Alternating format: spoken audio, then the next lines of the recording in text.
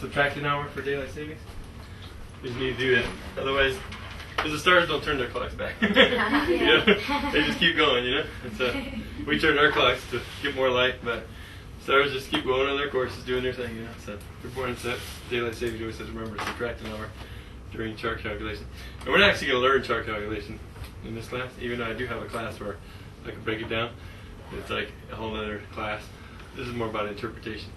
So nowadays, that astrology is having a renaissance because we have the ability to get charts quick and easy right off the web.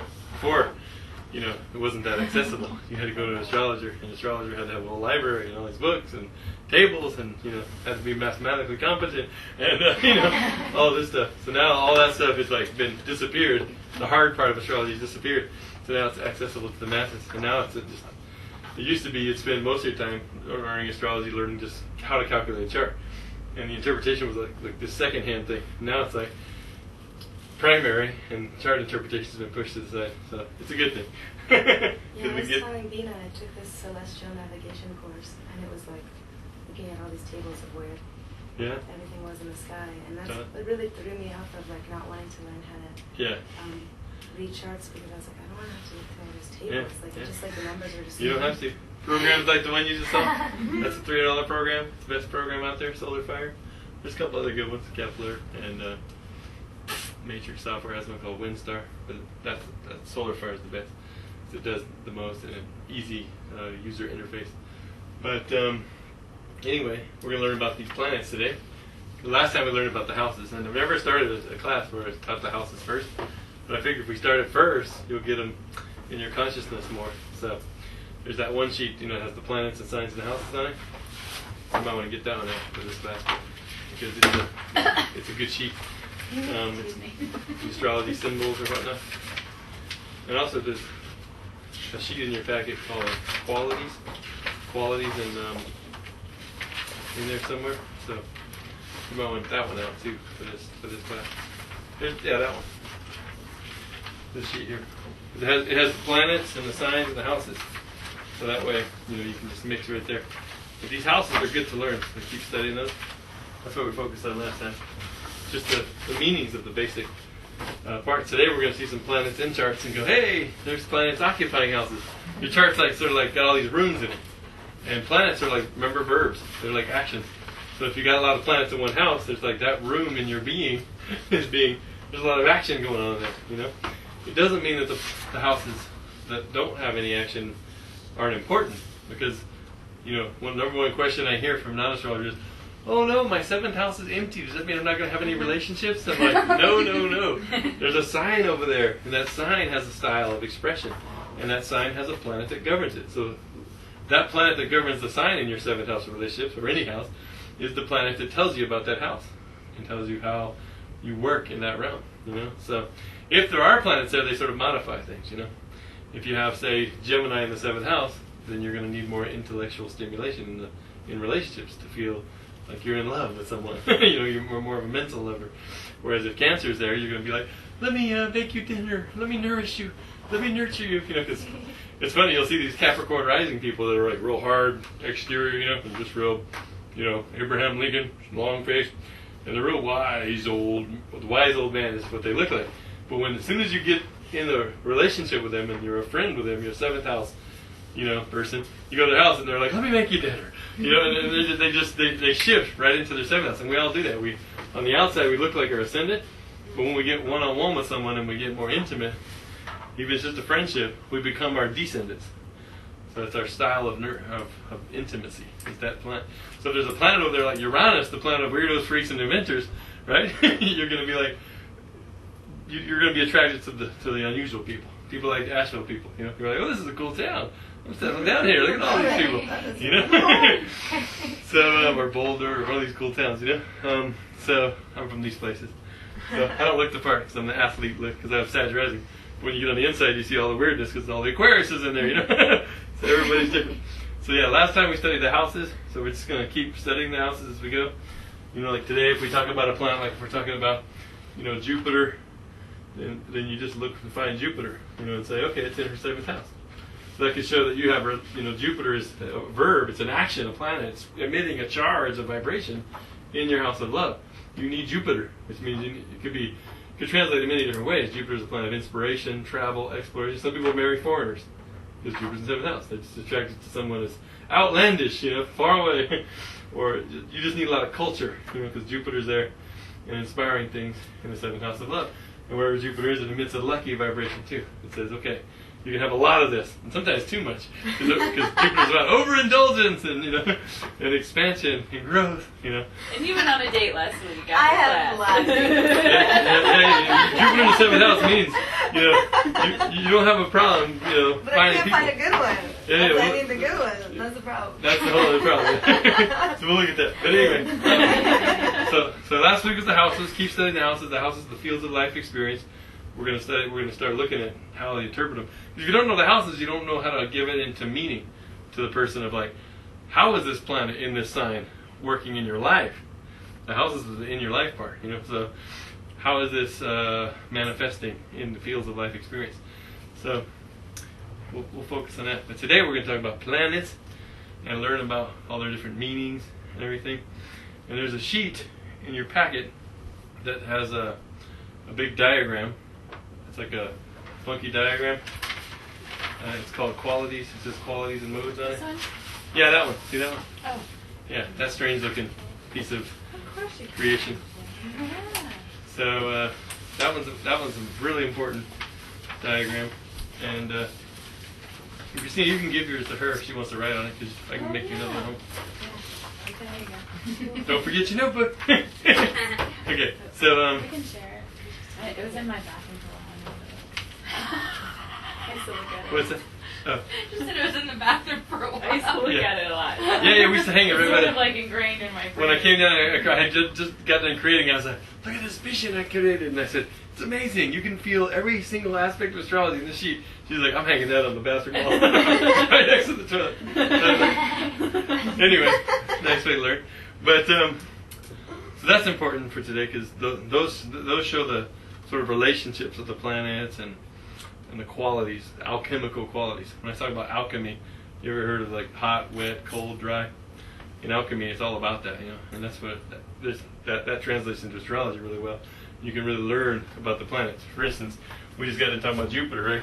Jupiter is hot and moist because Jupiter's up in this sector. See, and so Jupiter, of course, it's the planet of inspiration. It always uplifts when it comes by in a chart. Why? Because it's hot. It energizes. It uplifts.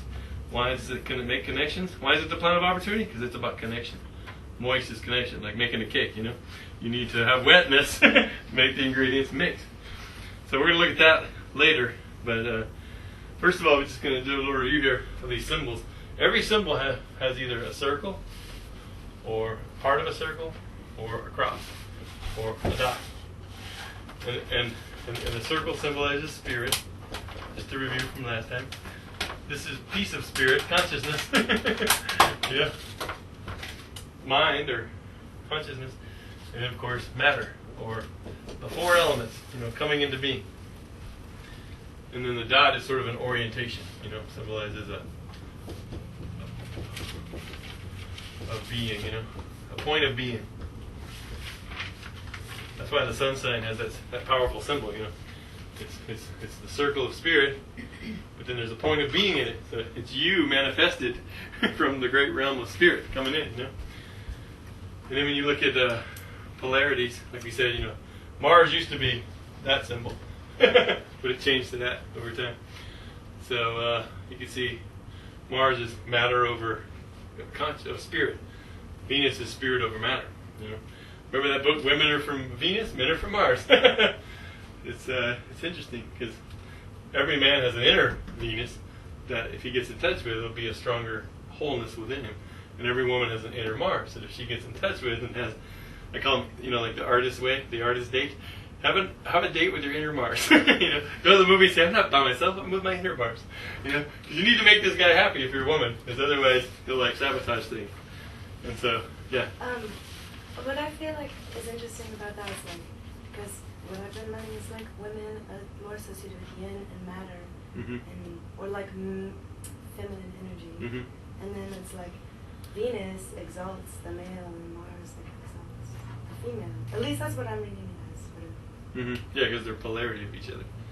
They flow together. Even though, like, you would think that the male symbol would be spirit or matter, as far as patriarchy. Yeah, as far as, exactly. You know, and they tried to do that, you know, with the cross. They moved it up a little bit, but you know, it's an interesting thing, you know, because Mars is more about desire and like the lusty sense, you know, animalistic. Whereas Venus, they call Venus the lady of the plants. She's the plant lady. She governs all the flora, where Mars governs the fauna, the animals, the people running around, muscular energy moving in nature. Whereas Venus is plant energy moving in nature. You know, Saturn was called Rock Lord, governs lead. You know, hard things, structure, bones. You know, so each one of these planets has a alchemical relationship. You know, Sun, gold; Moon, silver. Mercury was tin. Saturn was lead. And then there was copper. I think one of these is copper. And then there's, what's that? Jupiter. Yeah, Jupiter. Yeah, Jupiter's copper. And then Venus was one other one. Drawn blank. But anyway, there's alchemical qualities related to it. Obviously, there's hundreds of elements on the elemental table. So those are more symbolic, spiritual. Just like fire, earth, air, water. The four elements are they're not elements in the sense of like, you know, carbon or magnesium. They're elements in the sense of like spiritual, alchemical, all archetypal elements. Somebody got a lot of fire, you can feel it, you know. And so, anyway, and the moon, the cool simple thing about the moon is like a circle divided in half. So you got two parts, and then one's turned in on itself. So it's like spirit listening to its own inward being. And you have Mercury is fascinating because Mercury and Pluto look similar, you know. So it's Pluto, the line, this has come down, you know, the arc has come down. So with Pluto, with Mercury, it's, you know, it's like the thinking cap. It's like Venus with a thinking cap. That's what my teacher used to say when I was 14. It's me, don't forget your thinking cap on Mercury. And so, you know, it's like a little receptor dish. You know, communication planet. The mind. So, you know, Uranus has two of them, you know. Uranus is surround sound intuition, you know. It's like zing. Neptune, we didn't look at last week. Neptune it's the only planet with the cross of matter goes into the realm of mind. It's the planet of dreams, and it's the planet where matter goes into the realm of mind. You know, so it's kind of cool, Neptune, because Neptune's all about the astral realm, the land of the Fae, the land of the Tir na Nog, as they call it in Celtic lore, land of the young. You know, it's like this eternal love place. Vibration of unity consciousness. So Neptune's coming up strong in 2012 because Neptune and Chiron are conjoining leading up to 2012, which is the spiritual healing vibration on the planet, which we need big time. So and it's going from Aquarius to Pisces, you know, which is the age we're in, the Pisces Aquarius mix. So that's pretty cool that those guys are aligning. But yeah, you know, you can see, you know, Jupiter is consciousness over matter. You can do anything, confidence. Whereas Saturn's like, no, you got to get organized first. You got to pay the bills. Saturn's like, deal with reality. You know, it's sort of like a reaper symbol. It's back before Saturn came along. You know, it was the planet of death and rebirth. It was the end of the solar system. You know, Pluto inherited a lot of Saturn's sort of reaper side. You know, the death. You know, Saturn would be about hardship. There's a dark side to every planet, and every planet has a shadow side. Saturn gets the bad rap, but, you know, it's not a bad planet. We wouldn't have organizations without Saturn. We wouldn't have businesses. We wouldn't have bones under our skin. So you can't really say Saturn's bad and Jupiter's good. Jupiter can be overindulgence. Jupiter can be religious zealousness, which makes you all crazy and want to blow up abortion clinics or whatever, you know. Islamic guys trying to blow up people in the bus. It's like Jupiter, that's the negative side of Jupiter. Too much light will blind you, you know. Oh. That's sweet position there. Come on in, baby. Come on in. Let me just get over here, okay? Oh, perfect. So we're talking about planets. The basic understanding is that the symbols are really interesting. Stephen Forrest always says, trust the symbols, because if you ever you know, get lost in the middle of reading, just go back to the basic symbol, you know. And circle is spirit, consciousness, mind, and then matter. And then the dot is the orientation of being, which is the sun, which is circle of spirit. Orienting is you. You know, the sun sign. So yeah, you can see the opposite principles here. Jupiter is mind over matter. It's a very confident, radiant planet. It can be overconfident with rose-colored glasses. And so where Jupiter is in your chart, it shows where you want to grow. It's bigness, you know.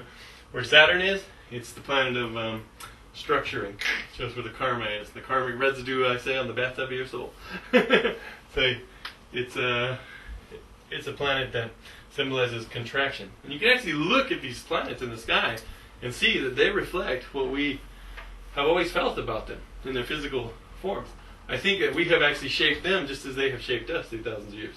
Because when you look at Venus, you know, in the sky, it's just beautiful. It's just this jewel, and it's the goddess of love. You know, Mars is this red war planet. You know, it's just, you can see it's dry. It's like it just looks like what it means. You know, Jupiter is supposed to symbolize expansion, and it's 350 times the size of the Earth. It's like this huge gas giant. You know, Saturn is supposed to symbolize limitations and staying within the boundaries, the rings. It has these huge rings. You know.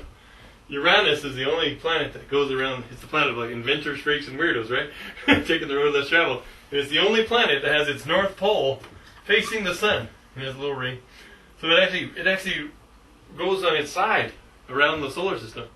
So it's the planet of being different and original. So when someone has that planet, like say, conjunct their sun, you know that their basic core identity, the sun, is going to be highly original. Their life purpose is going to be bizarre, you know, because that planet's saying, you know, you walk to the sound of a different drummer. You're the only planet that rolls around the sun. And then Neptune, of course, was always the planet of dreams, god of the sea. When the Voyager finally went by Neptune, we got to see pictures of Neptune. It's this giant ocean planet. Just pure blue ocean planet. And it's just like, wow. And then, of course, Pluto, the realm of the dead, out here at the end of the solar system here. Well, actually, we found out that there's a whole other Oort cloud out here of objects that come down. You know, comets come out of it. But and there's finding other crazy things, dwarf planets like Eris, which is like, I always said they were going to find something out there, and we're going to call it Persephone. And they really wanted to name her Persephone, Queen of the Underworld, but that name had already been given to like something, and so they just said, we're going to call it Eris, which is interesting because whenever a new planet is discovered, like Eris was discovered a couple years back, it symbolizes what's going on in the world. And Eris symbolizes discord. She was the goddess that wasn't invited to the party, so she created this apple and threw it into the party, and everybody fought about it. It was crazy. Created a lot of discord. So yeah, so Pluto, Lord of the Underworld, you know, he's out there by deep space, you know, trekking around. And the way I see it is that the further you go out into the solar system, the further you're going in level of consciousness. See, this is the personal sphere right here to Mars. These are the personal planets. These are the collective social planets, Jupiter, religion, Saturn, structure, you know. And then you get out here and it's the transcendent planet, the transpersonal, you know. And so then there's a vibration coming from the galaxy. People that tune into that are the mystics, you know. So there's a galactic vibe. These guys are here. Uranus symbolizes divine mind. Neptune, divine heart, divine love. Pluto, divine will. They have sort of like Mercury is mind, Uranus is divine mind. Venus is love, Neptune is divine love. Both these have to do with art too. Venus is artistic expression. Neptune is like divine, rapturous, artistic expression, you know. And so it's really cool too, because when you look at the eccentricity of these planets, which is like how tilted it is or how oblong the orbit is, whether it's a real big ellipse or whether it's a perfect circle, I think Venus is like 0.006 or something like that. You know, the closer you get to 1, the way out it gets crazy, you know. So the closer you get to 0 is like a perfect circle. So Venus is almost a perfect circle. So it's like balance, harmony, beauty.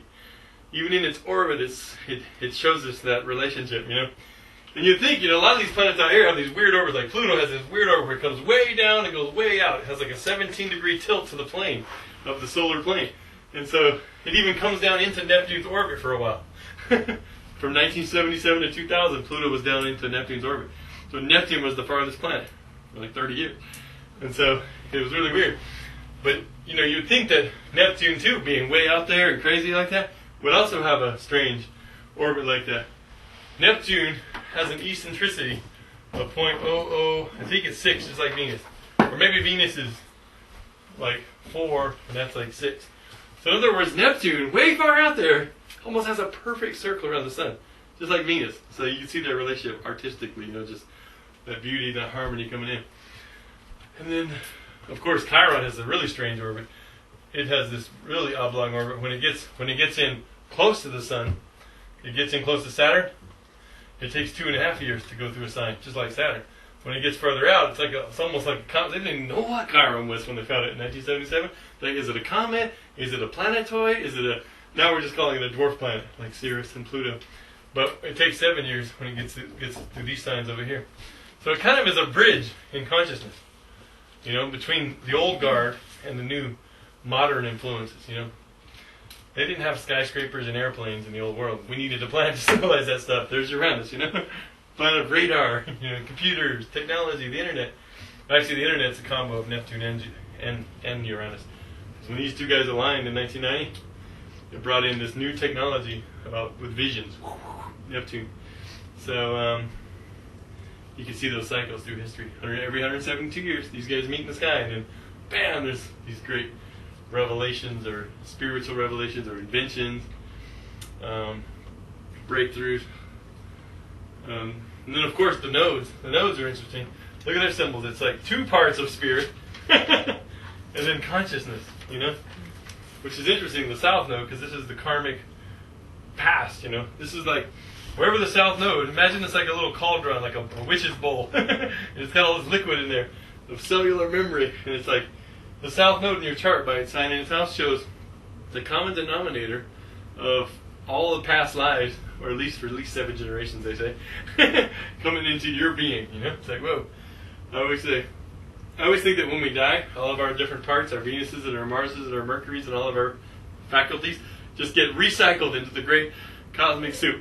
And when the divine being or whatnot says, all right, I need another person, it'll take like Kelly's Mercury and Christina's Venus and Hitler's Pluto and Einstein's Jupiter and mix it all together and say, oh, let's see what's going to happen next, But then it throws in a scoop of like ancestral karma here, And the moon also reflects the past. So the moon is always reflective of the past, because it's like your mom, your roots, your foundations.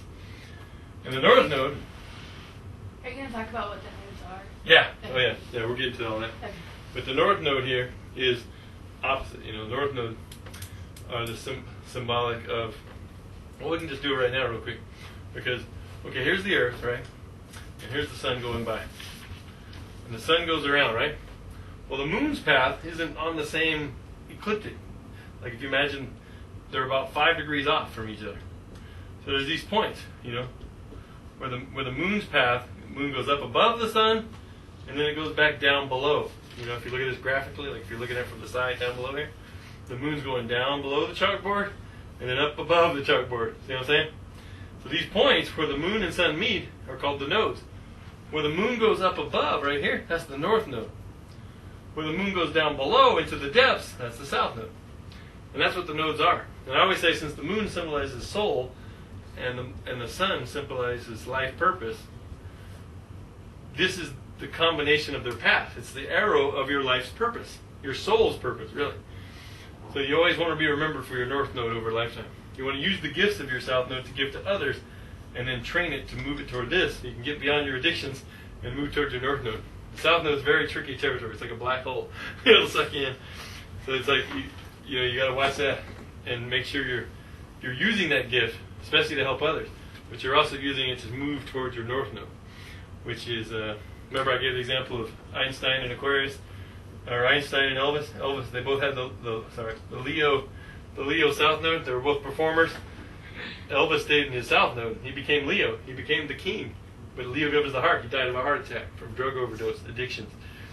So he just he did some humanitarian things. He did some Aquarian shocking things, but he wasn't personally fulfilled. You could tell by the way it happened. Einstein was a performer. He played the violin. He was very creative. He even said imagination is more important than knowledge. And here he is evolving. People remember him for being the humanitarian, the Aquarian, the scientist, the sage, the one who's bringing enlightenment to the world. So you can really see how he lived his north node, and he didn't die of a heart attack, drug overdose. He just died from old age. So, and he was remembered for his north node. So that's an example of what the nodes are physically. So if the north node is your soul purpose, how would you describe the south node? Well, I would say the whole axis is your soul's purpose. Your whole soul's purpose is to take the gifts of the south node channel it into the north node, bring a balance, but mainly moving toward that north node. And those are the paths that you're on the earth looking out. That's the sun. Yeah. If you're on the earth, yeah, if you're standing on the earth, looking out at the sun, in the moon's path, imagine the sun's on the chalkboard plane. The moon would be going into the chalkboard, like deeper into the wall, and then coming out. So it's like above, below. There's actually these points where it gets halfway that the ancients called the bendings. These are called the bendings of the nodes, the nodal cycle, the bendings of the moon. When the moon gets here, because it's at those points that the moon is either furthest or farthest away from the earth. So called, I think, apogee or perigee. So anyway, that's the node.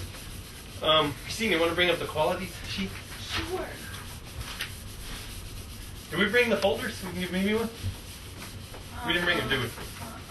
Oh yeah, they're in that box. Okay, Mimi, I'll get you your folder next time. Okay. Till then, share up. Your friend there. This is the. Oh, I have some. Okay, so this sheet here has everything. If you know how to feel it. Yeah. But the first thing I want to point out is that cold, moist, hot, and dry. These are the symbols of alchemy.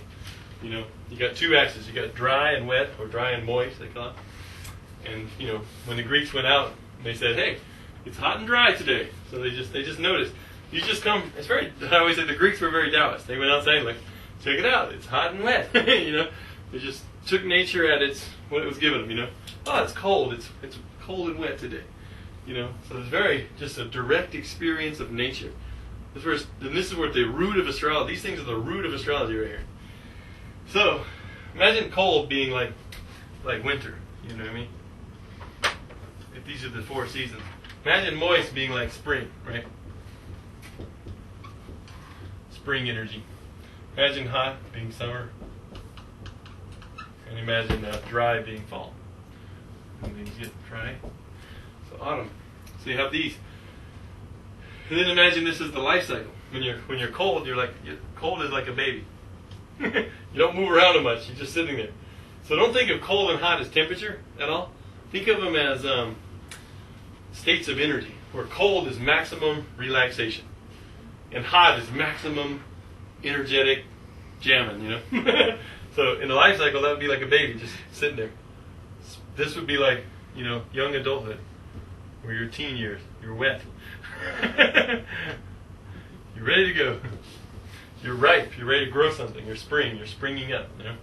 Summer, hot. This is like midlife. You're 40. You've made all your mistakes. You know what you're about. They say life begins at 40. Why? Because you got your power. You're hot. You're ready to go. And then, of course, old age would be the cycle of the elder. Would be the dry. And Robert Ham, when he gives a lecture on the ancient qualities, because he has proven that the qualities came before the elements: fire, earth, air, water. Okay? Because it was the combination of the dry and hot that the Greeks made up the elemental quality of fire. It was the combination of hot and moist that made air, cold and wet making water, cold and dry earth. These elements came later in the development of this system. So it's really cool to see that this is the core. Just basic realizations of what nature's doing. And so, and when he gives this lecture, he says, and then you're dead, and that's about as cold and dry as you get. So, take it from the scholar. Anyway, I made some adjustments to this one. Oh, This is the old one. Yeah. I opened that. Yeah. We should have a different way. Let me go ahead. I might not have it on here. Qualities. Might be on here. I hope it's on here.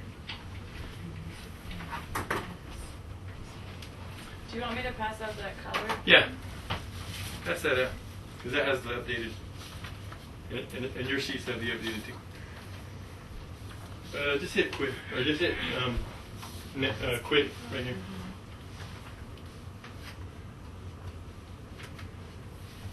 Oops. Quit. Okay. So.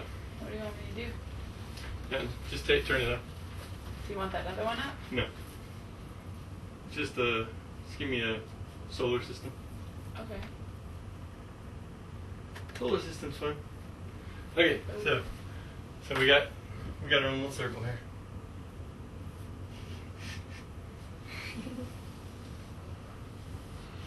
Okay, so your sheets are reflecting the new version. Okay, so in the middle you have Mercury, and this is where the reason I'm showing you this stuff is you're going to be able to understand the planets more by understanding these qualities: hot, wet, cold, and dry, than reading any textbook on astrology and finding out that Jupiter's about inspiration. Anyway, okay. If you think of cold. This is cold down here. This is wet or moist. This is hot. This is dry over here. Okay, so if you think of cold, think of relaxes. That's the key word. It lowers the energy. Hot, it raises the energy, so it energizes. Right? So hot energizes, cold lowers energy, relaxes. Wet. What's wet do? It makes connections. So it connects. It brings things together. Like I said with the example of making a cake. You got to throw some water in to get everything started mixing. And then dry breaks connections. Or spoken more diplomatically, separates. So this one here forms boundaries.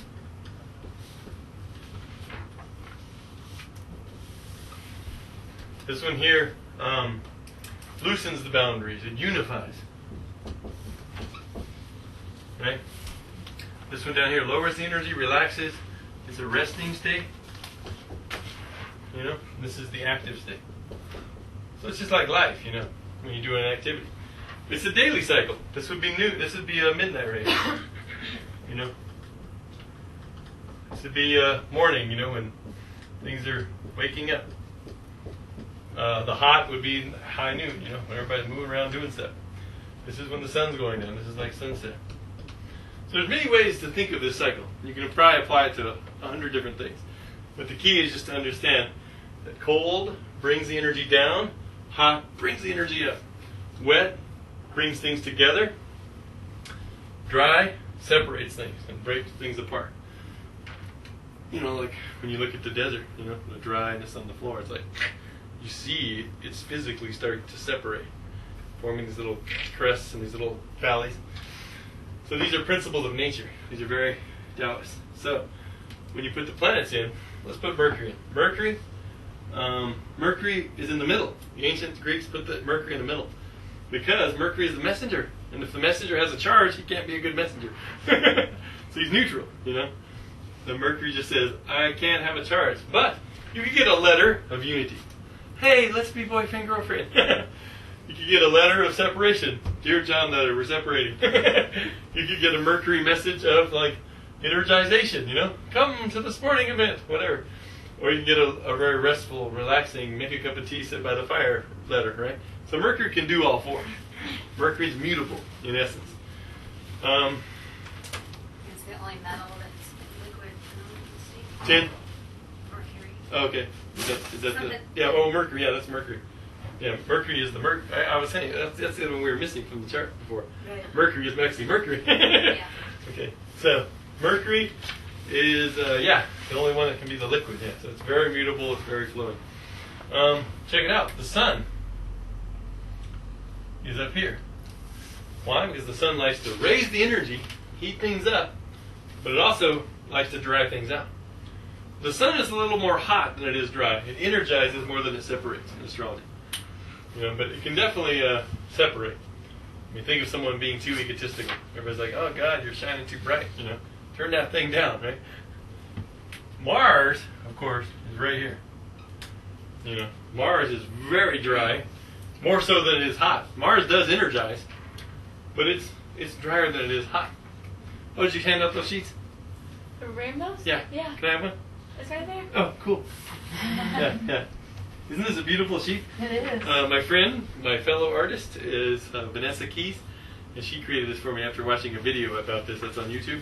So if you want to watch more deeper, I have a whole 2-hour video I do, me and another astrologer named Gary Caton, break it down, all these qualities. So you can go home and watch that just for further to reinforce this lesson, because it'll go into some things, that are even more. So hopefully I'll go into them all here. But this sheet will give you the whole breakdown. I mean, look at that, all those different things. It's like you get more keywords. Hot increases energy, motion, accelerates, generates, energizing, exciting, warming, brightening, impassioning, inspiring, uplifting. It's enthusiastic. It's actualized. It's enlightened. It's illuminated. It's awakened. So that's a lot of keywords for hot. If you don't get it by then, you don't know English. How many more words do we need to describe? Wow, things are happening. All right. So anyway, energizes, and then Sun, Mars. So that's cool. Mars is a little drier than it is hot. I mean, if you look at Mars is a dry planet. Just physically, look at it. It's like a desert. And Mars tends to break connections more than anything. It's the god of war. Mars is the anger planet. It can be very impulsive, but it's on this side of the diagram. And then let's go to Mars's polarity. It's kind of interesting. Venus, to the Greeks, they had to put Venus right here. Reason why is because Venus has two sides. Venus can uplift in one side of Venus, where she can be really like, hey, I'm at the party, and she can be very social, and so she's always connective. It's the planet of relationships.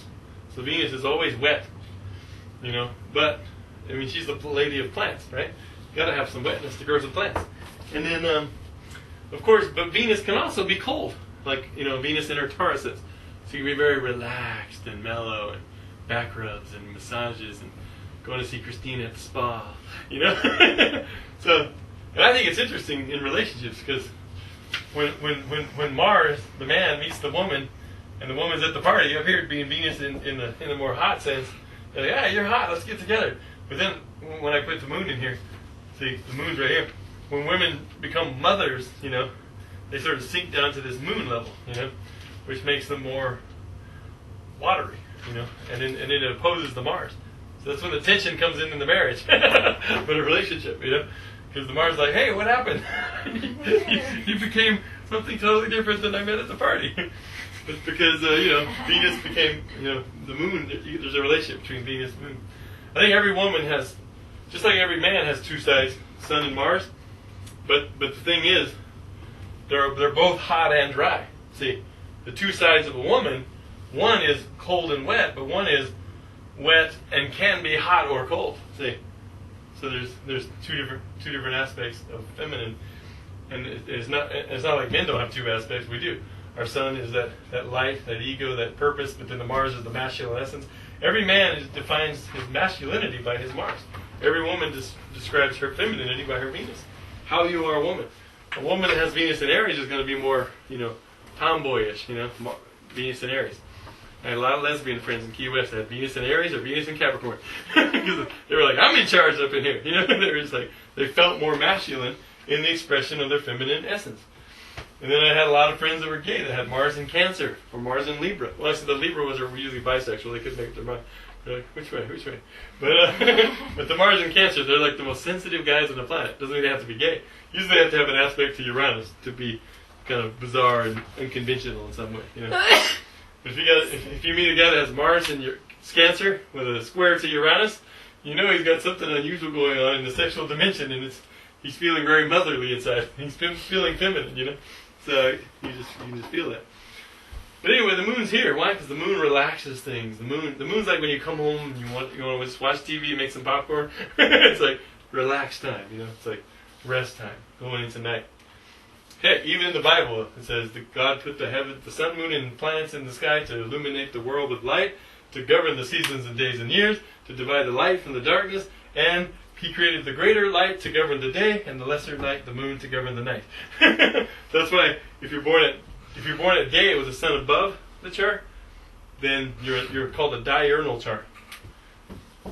Diurnal, which means just day chart.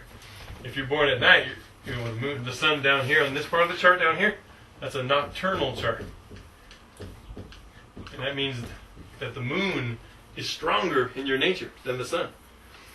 So if you were in ancient Greek times and you were at a party and you were born at night, like me and my moon's in Gemini, if they said, "What's your sign?" I'd be like, "I'm a Gemini." That was how they did it back then. You know, you'd go by which one if you were born day and night, and that concept is called sect. You know, whether you're born at day or night, because there's a whole sect. Like if you're born at day, Sun, then Saturn and Jupiter take on more strength. That's the sect of the Sun. If you're born at night, then Venus and Mars, the desire planets, the love planets, come out, and they're more all about the nocturnal. And then Mercury, you know, these are the traditional 6 planets. We're missing Mercury, right? Well, Mercury, if it's behind the Sun, you know, if the Sun's rising, if the chart's coming, you know, if the Sun sets, goes down, and Mercury's in the sky, that's nocturnal Mercury. If the Sun's coming up, like on this side of the chart, and you see Mercury above the Sun like that, the Mercury rose before the Sun. That's called Mercury Prometheus. You know, forethought, as opposed to Mercury Epimetheus, afterthought. So you can see Mercury afterthought's nocturnal. Mercury forethought is diurnal, because it's like thinking ahead. So you don't need to know all that, but the main focus is, if you're born at night, the moon is strong. Because most people think the Sun is the center of the chart. But when you're born at night, the moon takes a stronger vibration, you know. It's like your sun sign. I mean, it's not your sun sign, but it definitely takes on a power center, focal. And then, of course, Jupiter is always there. Because Jupiter is hot and wet. I mean, Jupiter governs Sagittarius and Pisces, a fire sign and a water sign. So, of course, Jupiter is hot. Jupiter uplifts. See? One of the key words for this was uplifts. You know? Because it's hot. And it's wet. It makes connections. In astrology, you might read an astrology book, it'll say, Jupiter's the planet of opportunity. But it won't tell you why Jupiter's the planet of opportunity. You're just supposed to take it at face value. If you know this, you can see why. Jupiter raises energy and makes connections. That's what opportunity is about. So you're out there at the party and you're making connections, you know? So you can really feel this energy. You can feel what Jupiter means. You don't got to refer to a textbook. You just know that Jupiter connects and uplifts. And that's the core principle. Everything that Jupiter's about is derived from there, you know, including travel to foreign lands, you know, cultures. So Saturn is the polarity of Jupiter. Remember, Jupiter expands, Saturn contracts. Look at them. They got this beautiful polarity going on here. Just like the Sun and the Moon. Venus and Mars kind of do, but kind of, you know, they kind of got their own weirdness going on. Maybe it's why relationships are kind of... But check out Saturn. Saturn is dry. Saturn likes to dry things out. Saturn is serious. No nonsense. You know, it ain't about Sun. Let's play! Saturn's down here drying things out. Which brings wisdom, you know? That's the gift of this cycle. Nobody wants to get old, but look what comes with it. Wisdom. Saturn is wisdom. And this is the deepest part of yin right here. This is like maximum yang up here. So when you get to Saturn, you're getting more yin, more fabric, more structure, you know. That's why this side's about structure. So I mean, think of Mars in the military and how structured it is. All these hierarchies. Think of a business. Saturn governs business, and think how structured it is, and why they keep it that way. They want it organized, and so Saturn is that symbol here. And you can see, if the moon wants to rest and unite and feel gooey inside and relax, the moon is what you need to feel content in life. So imagine in a chart, here's the moon in a chart, right? And then transiting Saturn comes by, moving Saturn in the sky. You know? This is the Tao of astrology right here. Saturn is bringing a vibration that's dry and cold, right? To the moon, which is wet and cold. So the moon comes and sort of dry, Saturn comes, it'll stay here for a good year. During that year, you know, I mean, certain months it'll be right on it. When it'll go retrograde, and then it'll go forward, you know. So, you know, because Saturn goes through a sign every 2.5 years. So it'll go into a sign and do a retrograde. And it'll go to the end of the sign and do a retrograde. Then it'll go to the next sign. Jupiter does that once per year. You go into the sign for a year, go back, and then go forward. So every planet, you know, as you get deeper into the solar system, spends more time in the sign. You know, Jupiter, 1 year. We're going to do a whole class on that, just to let you know. 2.5 for Saturn, 7, 12, Heck, Pluto's from like 12 to 20, depending on what weird part of its orbit is. Chiron is 2.5 to 7, depending on what part of its weird orbit is. Mars is 2. Sirius, the grain got it, 4.6. Earth, 1. Venus, 1. Mercury, 1. Because these guys all stay together pretty much, you know. They're like a little entourage, you know. You got the sun. What is it? Entourage? There you go. Yeah. You got, sometimes I pronounce words like phonetically. Entourage. Entourage. You got the sun, the king, you know, the noble with his little court jester and his little Venus, lovely princess. It's like dad and his daughter and the court jester hanging around, going around the sun. Or going around the earth. Okay, so, or at least it looks like it goes around us. Remember I told you the sun doesn't even rise? That's because we're going around the sun. Sun doesn't rise, we turn. It looks like the sun rises.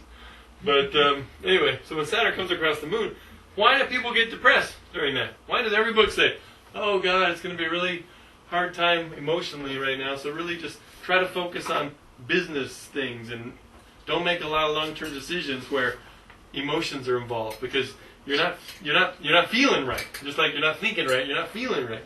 You're feeling depressed. Why? Because Saturn is that pressure, and it's coming across that moon, and so it's drying out the moon. And so the moon the moon can't flow without that water. Your emotions can't flow. So you really literally feel rigid. You feel frozen. Your heart feels frozen during a Saturn transit. And the key is to embrace it. Because there are certain times when the universe wants you to go inward. It doesn't want you to be all happy and superficially happy and on Prozac, you know? Usually that's why people like this go to the doctor and say, what's wrong with me? And they put them on Prozac. And they miss the opportunity of going deep within and having that deep conversation with eternal being that you can't have when you're superficially drugged up. You know? So it's very important to honor these cycles. Honor that there's a cycle of going in and having a deep conversation with the wise elder, you know? And there's a poem by David White called The Well of Grief, where it says, those who will not slip beneath the still surface on the well of grief, turning down through its black water to the place we cannot breathe, will never know the source from which we drink the secret water cold and clear, nor find in the darkness glimmering the small round coins thrown by those who wished for something else.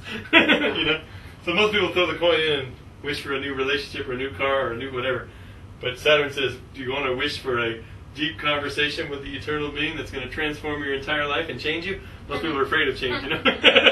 So, and sometimes I'll use poetry like that in a little reading just to evoke these archetypes. It just helps tell the story. Because really the greatest thing an astrologer is, first and foremost, is a storyteller. A myth weaver, you know, of the myths. And we haven't even got to the signs yet. We're just talking about the houses, the planets, because we got to get the nouns, the people, places, and things, the houses. We got to get some actions. Once you got things and things to do, then you can bring in the signs, which will be the signs. Remember, the signs in relation to the houses are just like what modifies a noun. What makes a box, a brown box, or a red box, or a green box? Well, adjectives. Adjectives make nouns. So signs can be adjectives, or they can be adverbs. You know, if you got Mars in Taurus, you're going to have a slow, steady Mars. See, that's slow, steady. Those are adverbs. Words describing how a verb is working. He ran like crazy. He must have had Mars and Uranus together. You know. So anyway, Jupiter, is that 1 year? Yeah, Jupiter spends 1 year through a sign. 1 year through a sign. These guys are 1 year around the whole chart, but basically like 30 days per. 30 days per sign. The Moon takes 2.5 days to go through a sign, not years. Saturn years. It's interesting because the Moon and Saturn have a polarity down here at the bottom. There's all these polarities throughout here, you know. Sun, Moon, Mars and Venus have this thing going on. Even if Mars feels weird about it. Maybe Venus feels weird about it. Because Venus is like, why aren't you on your line?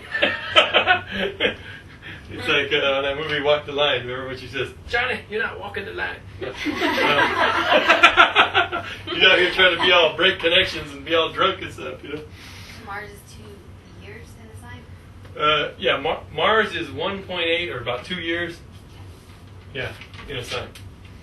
Or not in a sign, sorry. That's around the chart. Around the chart. It's about 7 weeks in a sign. Mars is 7 weeks in a sign. Unless it goes retrograde. Then it'll spend 5 months in a sign. Like it just went retrograde in Cancer all through Christmas. It was retrograde in Cancer. It's worst sign to be in. Why? Because Mars was over here in a very wet, watery sign, you know, the moon sign. It's like the mother has her thumb on the warrior and says, "You're not going nowhere. You're cleaning your room." You know, and so Mars is like, "What am I doing in this sign?" It's the sign of its depression. So every planet has a sign it gets depressed in, and the ancients, because its energy gets lowered, it can't function as itself. Mars' fire goes out because of all the water. So Mars has a hard time there, you know. And it also has a hard time in, say, Libra, you know, because it's opposite from its home in Aries. So Mars and Libra's like, "God, what am I doing here?" It's like a warrior with a flaming sword in the china shop. He's like, "This is not my place." You know, it's like too elegant up in here. You know? Okay, so here's some modern innovations. Okay, let's go to Chiron. Chiron's dry. Chiron's the old wise mentor. So Chiron would be there. See, the ancients didn't know about Chiron, but we do. Chiron fits the dry archetype perfectly. I mean, Chiron can be hot. Imagine a Zen master tearing it up in the dojo, you know. You know, can be hot. You know, like me right now. I'm Chiron teaching you guys this stuff, and I'm like feeling hot. You know, I'm even sweating a little bit. So Chiron can also be cold. He can rest. He can say, "Look, young warrior, you need to relax. you need to go inward. You need to meditate." Chiron's like the meditation teacher in that sense, you know. And so, but Chiron's all about boundaries and saying, "Look, if you're gonna evolve as a heroic being, you need to get discipline in your life. You need to bring some dryness in. It's not just all fun and games. It's like there's some hard work to do. Training time." So Chiron perfectly balances Venus right there. Now Uranus is cool. Uranus would be like right here. Because Uranus and Mars are very similar. They both like to raise the energy, and they both like to break connections. Uranus does it from a transcendental place, you know. Because Uranus is one of these outer planets, you know, divine mind. Uranus is like when you get a flash of intuition, and you just know what you know, and you don't know how you know, but you just know it. It's like, that's Uranus. So Uranus is intuition. But Uranus is like Mars. And you notice this is the fire sector over here. So a lot of people think, "Oh, Uranus governs Aquarius." I don't really give these planets governorship because the old system is alive and kicking. If someone has Scorpio rising, Mars is going to tell you more about them than Pluto.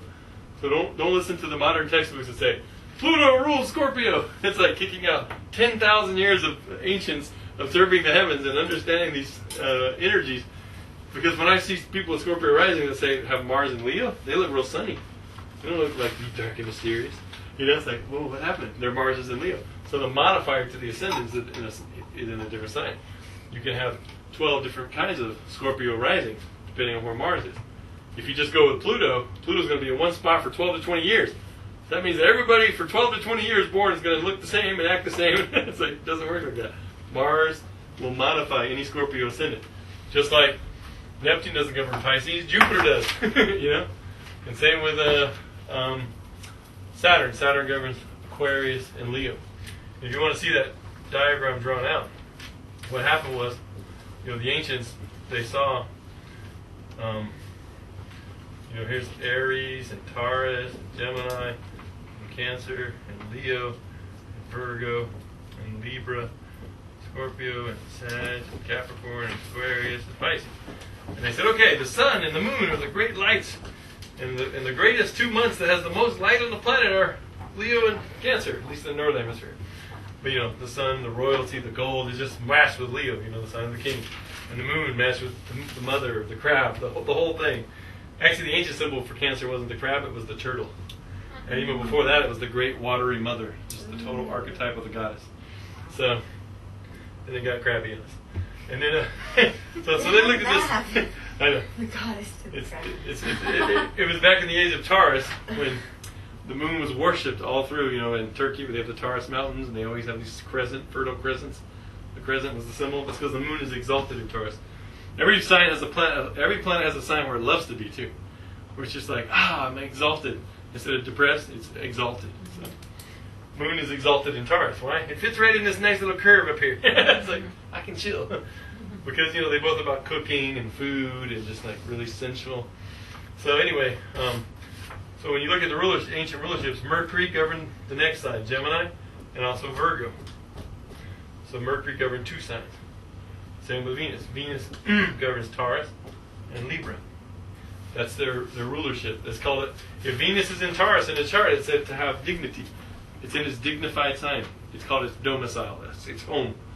You know, Venus in Libra. It's in its domicile. It's home. Mars governed Aries and Scorpio. If you watch ancient Romans, they used to go to war in the spring, and then when Scorpio time would come, they would quit their war season. Why? They went from Mars to Mars.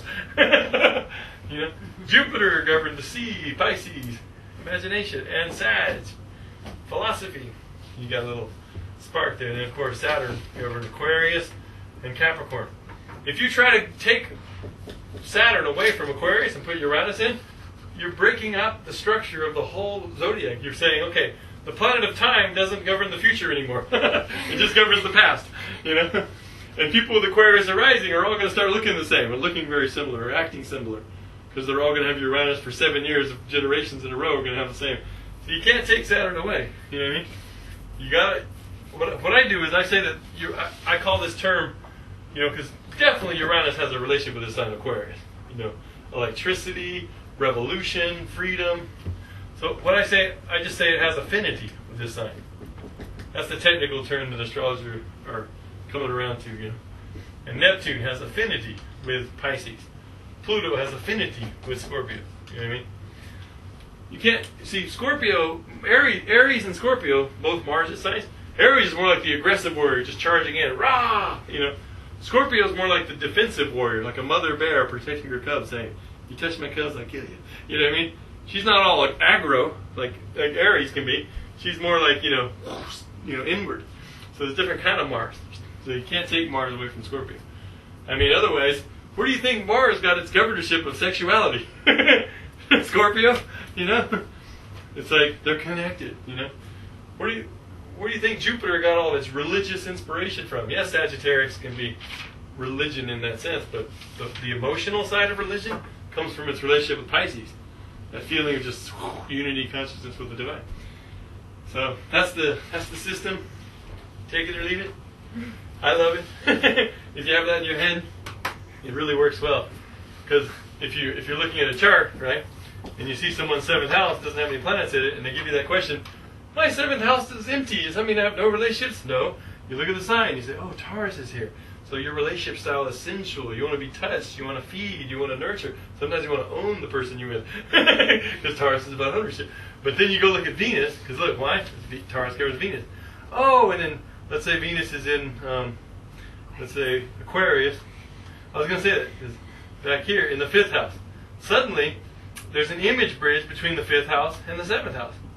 Because Venus, the ruler of Taurus, is sitting over here in Aquarius. Says, oh, but you also need things to be a little bit zany, unpredictable, strange, bizarre, experimental. And romantic, because it's in the 5th house of joy, play, and love. See how you can go deeper? I came up with a whole bunch of stuff with a blank 7th house. Just because I knew what sign was there, and that was their basic style of doing things in that realm of life. I looked at the planet that governed it, and it told me a little more. Add color to the picture. Flesh it out with some Aquarius, you know? And then, of course, 5th house is there. What's funny about that? Just so you can flesh it out with Aquarius. Oh, well, we fleshed it out with Taurus, and then we mentalized it with Aquarius, and then we made it have fun and play with 5th house. So, you know, this is a person that wants a lot of romance, a lot of whining, dining, but also some computer electronic time. Metaphysics. So, in their relationships, because I was talking about the 7th house. So, let's keep going here. Okay, so, where's Neptune go? Neptune goes below Venus. Because remember, Neptune and Venus have that relationship of love, divine love. See, Venus is, and look, Neptune is down here. Why? Because Neptune is definitely like the moon. Neptune and the moon are the 2 planets that make you want to go to sleep. You know, Neptune's like, let's dream, let's rest, let's lower the energy. You know, in the astrology book, if you see someone's sun sign and Neptune's coming, it's going to spend, it's going to go retrograde. It's going to spend 2 years on someone's sun sign. You know, Neptune. And what that does, the sun is hot and dry. Neptune is cold and wet. So it's like putting a damp blanket over someone's energy. They're going to feel real fatigued during that time. Unless they're doing Neptune things. If they're doing poetry and imagination and film and arts and helping people, volunteer work, compassion, reaching into their empathy and giving from that universal heart of love, then of course they're going to have a great time. If they have a regular meditation practice, say a little prayer time, if they got that conversation with the divine going on, they're going to feel like they have 150% energy. I actually went through this. Any Aquarian has gone through this in the last, or is about to go through, because Neptune's in Aquarius right now. And when it crossed my sun, I was working over that green light, doing some charts out there and making smoothies for them. And next thing you know, Neptune came by and I was just really tired all the time. I was like, I can't do anything. I just went to sleep for 13 hours a day. I didn't even come to work one day. I was like, sorry, I'm not coming anymore. I gotta sleep. And then I suddenly got inspired about. I said, okay, you're an astrologer. You know Neptune's hitting your sun. Come on, let's start doing Neptune things. So I made my life. I organized my schedule around Neptunian activities, and suddenly I had more energy. I could even go to sleep at night. I was like so supercharged with energy because I knew that during this season of my soul, Neptune's there doing its thing. And of course, film came into it. And Neptune's somewhere right now. Yeah, it's at 21 Aquarius. Okay, but is that different it's different for everybody in this room, like what it's doing? Yeah, if Neptune's the planet of the sea, it dissolves things. If Neptune's crossing someone's, say, their 7th house, remember the example I just gave? Then their relationships are dissolving or spiritualizing, or they're facing dark Neptune shadow themes like the victim-martyr syndrome. They're either playing the victim or the victim-martyr, or even the victimizer. It depends on how you're working your Neptune. So how is what is happening now related to your birth chart? Oh, because how is it like in my whatever house and then your whatever house? It's in different places for different people. Yeah, right. Because wherever the planets are in the sky today, when we get to the class on that, I'm gonna give you another sheet that's gonna have your chart with the transits moving around the outside, and you're gonna see where they are. You're gonna go, oh, this is the flow right now. So yeah, but Neptune's somewhere moving through your chart right now. So we'll see that. Is that light blinking? How much time on it? It's blinking. Okay. Want to change it? Oh, we got to do 2 more planets here. 2 minutes. Okay, we have 2 minutes. Cool. All right, check it out. We have for a long time I've been meditating on this, and I was talking to Gary Keaton, and it all came together. Pluto is below Mercury, under, like in the board. Just imagine it under Mercury, because it governs the underworld. This is where Robert Hand, the great scholar of astrology, said Pluto belongs. He said it goes under Mercury because it's just like Mercury. Pluto, for instance, can be hot. It can be like a volcano, destroying a city. It could be separate. I mean, this is the phase of old age, death. Pluto can kill you if it's a planet of death. It can be wet, planet of sexuality, passion, Pluto's passion, and it can be cold, like in the underworld, frozen. See, to the Greeks, hell was really cold, not hot. Hades, the realm of the dead. And so Pluto is like that. Pluto can do all 4 directions. However, it's different than Mercury because unlike Mercury, Pluto has a special power. It takes the message and doesn't just pass it on. It transforms it and then passes it on. It alchemically alters it, One time I had Pluto opposing my moon sign. Christina has it right now. Pluto squaring her moon. And it only happens once in your life, if at all, because Pluto takes 248 years to get around. But eventually it'll make an aspect to your moon. And you'll be like, and it'll feel like your soul's boiling. Why? Because Pluto likes to transform something into its opposite. So it took my moon, cold and wet, and made it hot and dry. So my soul felt like it was drying out and being heated up. So it feels like Kali. Pluto's like Kali. Had her spear right in my heart, turning it with a necklace of skulls going, will you transform and cross through the threshold? It's the next level of consciousness. So yeah, it rips away all your habits, all your thinking, all your instincts, everything that's... It's been in mind my whole life. Well, you're a Scorpionic type, so you're change again. That's normal. When do I get to stay the same for a while? Yeah, right. Even Pluto goes over in Taurus, it stays there for 20 years. When you think about it, because Jupiter's supposed to be like, happy, grandiose, full of life, all this stuff, right? And so a lot of times, you'll see Jupiter conjuncting someone's sun, and you're like, oh my God, you're coming up on a great time, and your life purpose is going to expand, and your life force is going to expand. Yeah, it expands right on out of here.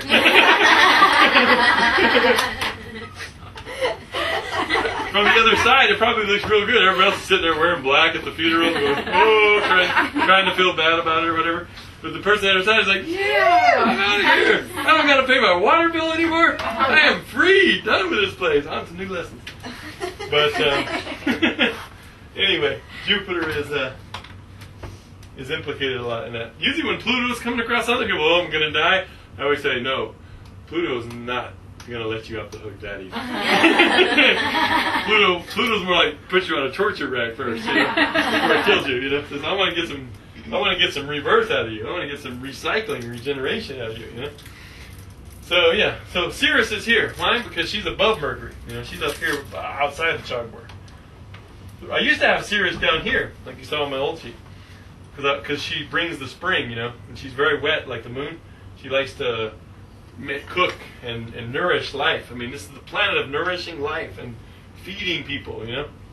And so she symbolizes abundance. But then when I was studying the Homeric epics, they always called Ceres the bringer of seasons. And that got me meditating, thinking about it for my new book. And I decided to put her above Mercury because two reasons. One is she is the bringer of seasons, and so why just give her to one season, spring or two seasons, spring and winter. Yes, she brought winter upon the land because Pluto stole her daughter, Persephone, and took her into the underworld, raped her, and she became the queen of the underworld, Persephone, right? And yes, spring, winter, Persephone comes back up out of the underworld and she gets happy and brings some spring. So, but she also governs this whole cycle. She's the bringer of all four seasons, So I said, okay, there's still summer and fall, So by putting her above Mercury, it's cool because it polarizes her with Pluto. Remember, Pluto's below Mercury. Her nemesis, Ceres, is where we get the word cereal from, the grain goddess. Her Greek name is Demeter, or Da Mater, which means Earth Mother. So, you'll see her implicated a lot. And people with, massage therapists, people that do touch for a living, people that deal with, herbs and nature and the illusion mysteries. She was the goddess of the illusion blood mysteries, too, so of ancient Greece. So, all this stuff is connected with Pluto and Pluto's transformation. And it's really cool because recently when the astronomers got together and kicked Pluto out of planetary status, they redefined what a planet is, and they said, okay, Pluto doesn't fit anymore, but we're going to make a new classification of it. We're calling it a dwarf planet, which most astrologers were up in arms about it, and actually at the UX, and they did it without consulting us because they don't care about it. So they should at least said, let's see what the astrologers think, but they don't respect us. They say you guys don't count. So at our conference in Denver, which is our World Gathering Conference just last month in May, we all got together and we had a group vote of 3,000 people, and the group vote was to reinstate Pluto as a full-fledged planet, and everybody agreed. So now Pluto's a planet again. But anyway, I kind of like that they made it a dwarf planet because Pluto likes to be small and covert. Pluto likes to be, the power of, say, like a disease that can take you out. It's invisible, but it's so powerful. Ceres is the same. What they did was they elevated Ceres as a dwarf planet. So Ceres took a notch up in astronomy. And so in astrology, I always thought anyway, it's in my book, 1994, I've been talking about Ceres being the grain goddess. And look at the symbol for Ceres. It's the four elements, fire, earth, air, water, and consciousness rising out of it. The consciousness of nature, the consciousness of the four elements, the fire, the earth, the air, the water. So she's the nature goddess. And we're having a reemergence of her in the world right now, which is really cool, because we really need it to balance all this patriarchal, let's blow ourselves up with nuclear bombs. So this is the sort of the system here, If you can wrap your head around this and just really feel this, meditate on this sheet, meditate on all these words, these key words here, There was one word I wanted to add. Actually, she added it, but I just didn't put it up on the new printout. This is from online. And wet, right here in this space, add the word granulation. This is what Lee Lehman, the classic scholar of astrology, who actually lives in Asheville, and she's doing a whole summer symposium about ancient astrology.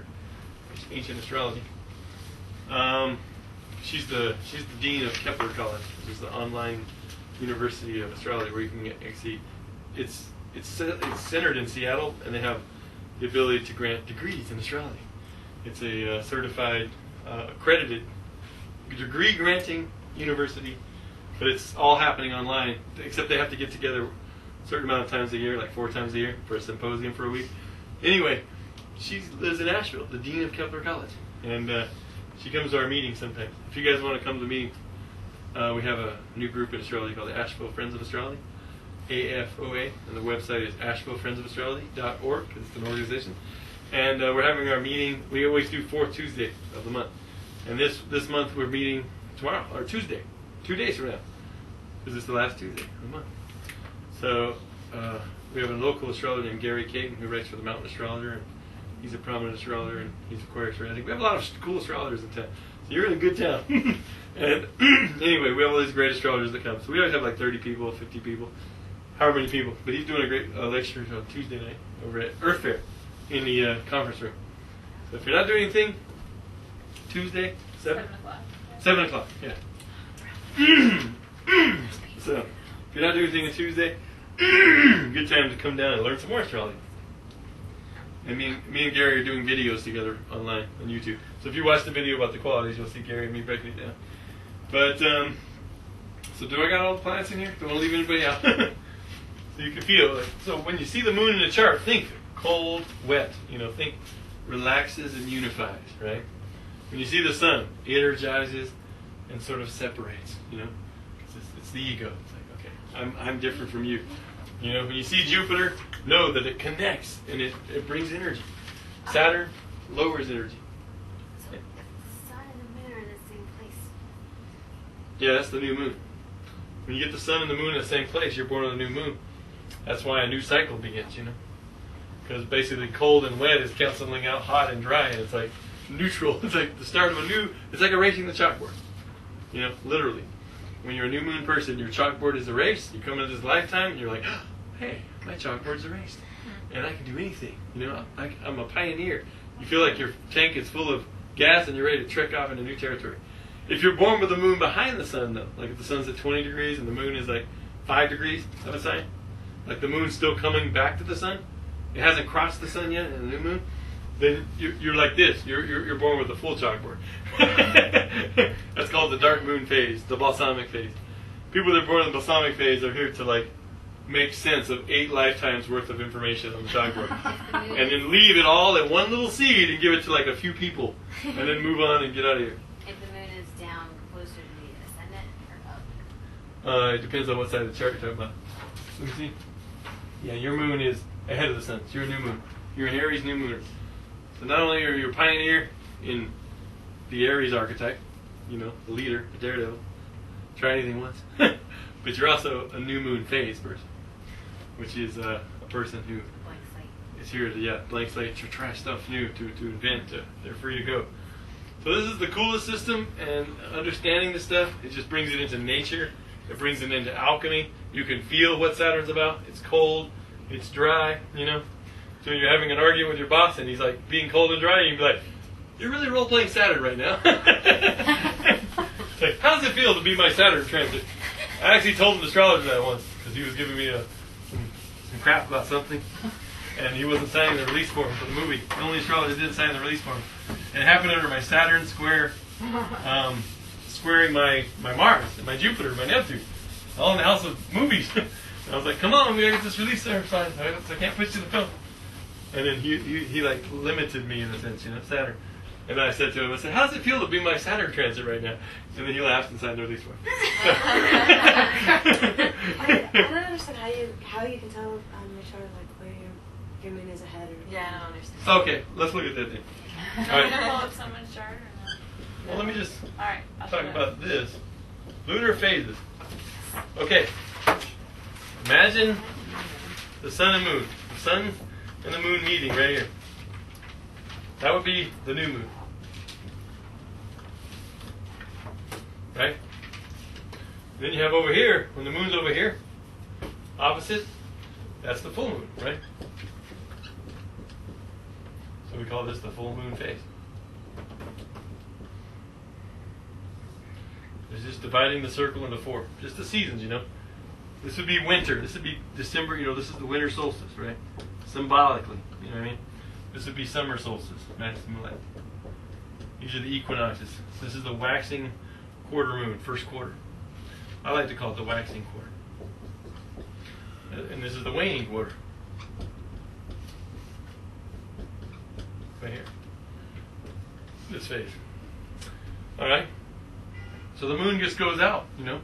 If you find that the moon is, these are 45-degree angles. If you find that the moon is 45 degrees ahead of the sun, you're actually born into this phase. It's called the crescent phase. If you find that the moon is squaring the sun, or 90 degrees to 120 degrees, then you're born into the waxing quarter phase, or first quarter. This would be 0 to 45. This would be 45 to 90. This is 180. So if you're born between 120 and 180, those are the healers. They're all born in the gibbous phase. So are all the signs going counterclockwise? Yeah, all the signs are going away. So like if you have the sun in Aries and then you have the moon in Cancer, you're a wax quarter phase. Waxing quarter. If you have the sun in Aries and the moon's in Libra, then going around, yeah, all the signs always go counterclockwise. So if you're born in this phase, you're in the disseminating phase of the moon cycle. Disseminating the truth.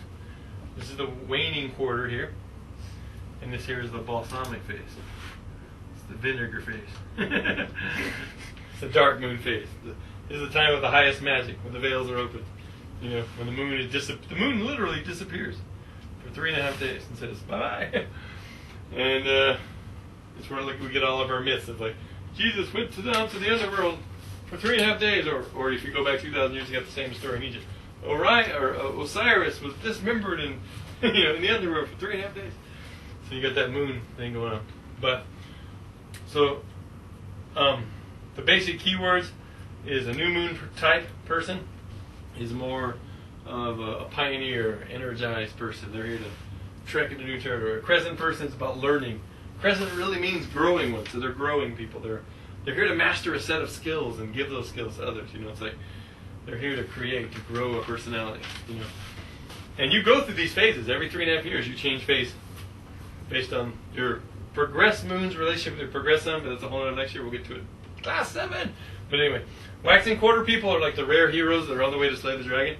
They're crazy people. They don't live normal life well as individuals. They always rock the boat because they just can't handle things being too not exciting. So they're just like, I'm waxing quarter. And so they're the ones that are just like, they're here to create a structure to contain the spiritual vision that's deposited in their souls. That's what they're here to do. Build that structure. Because this is like a plant. This is the seed being planted. This is when the seed's sprouting up, right? Crescent. This is an analogy of a plant cycle. This is when the plant's creating its structure, or its roots, and its whole structure. Gibbous phase is sort of like the budding of the plant. People here have a lot of Buddha consciousness. They're healers. Because they come in with all these wounds, they've had 3 lifetimes so far, and they're like, I'm wounded. They come in and they're like, they're trying to learn how to navigate the river, And they're great healers. They're great at analyzing things. It's very Virgo, this phase. And then the full moon people it's a big relationship phase. People come in their full moon and are like, relationships are the key for me, Whereas Aries people over here, or new moon people, are more like, I have to learn to trust my instincts, right? If I listen to what everybody else says, then I'm not going to evolve. I need to trust my base gut instincts. If I feel it, go with it, Whereas these people need to learn the opposite lesson. Full moon are like, I need to build a set of allies and trust their advice, and they need the counselors, Disseminating phase people, that's like, okay, this is the flowering of the seed, right? In the plant cycle. It's flowering, but it's not ripe yet. This is the ripening phase. This is the ripening phase, disseminate. When a soul comes in under a disseminating phase, they're here to teach something great to humanity. Not that other people can't teach stuff to great humanity, but these people are the great teacher. Einstein, disseminating phase. He's like, E equals MC squared. Waning quarter is about revisioning things, reimagining, reorienting, and it's just it's the redoing things phase. So revise, and so reorient. Because over here you're building up your light. You're saying, what is life about? And over here things are going down, right? And so this is like the yang cycle. This is the yin, right? So this is where you decide what it meant, that what we built over here. Over here you build up all these structures. Over here it's like, well, what does it mean? What does it mean? how does it relate to how I feel? This is more of a, right here you get to the point where you look back at those structures and say, well, let's revise it. Let's reorient ourselves, And then, of course, people born into that phase, they come in, they feel like they've already been triumphant in some of their lifetime, and now they're left going, well, what's next? And they come in just questioning things. Well, why do I have to be part of that religion? So That's dumb. Does that mean, am I in that for you guys? No, because, let me see. All right, so her sun is here, and her moon is there. So if you mess this up, put the sun at the bottom. yeah, put the sun. Well, that makes sense. Yeah. Whenever you're finding, all your aspects have a waxing or waning, and to find it, you always find the slow planet. You always find the slow planet. In this one, we're looking at the aspect between the sun and the moon. So in your case, you always find the slow planet. What I mean by that is the moon takes a month to go around, sun a year. So this is the slow planet. So between the two, whatever. And then you pretend it's a lead weight. And you say, okay, that's the guy that's standing there with a timer, and that's the guy running the lap. And this is the halfway point of the lap. That would be the full moon phase. So So then it was like that. Yeah. Now, if this was reversed, if the sun was up here, and the moon was, say, down here, you run it this way. So either way, what's that? I was like, damn it, teacher, damn it. Oh, you're a teacher? Yeah. Yeah. See, her sun's here, and the way you find out real quick is you go, okay, if it's 3 degrees Scorpio or 4 degrees round up, you just go to 4 degrees of Leo, and that would be the turning point right here. So then you can see her moon's back in this phase, so you know it's a disseminator. After a while, you just look and say disseminator. You don't have to measure degrees, but sometimes it's real close, and you're going to measure it. But most of the times you can just say, oh, because you can just see it. If you just put a square in there, it's behind the square, so you know she's a disseminator. Whereas like her, she's got the sun here.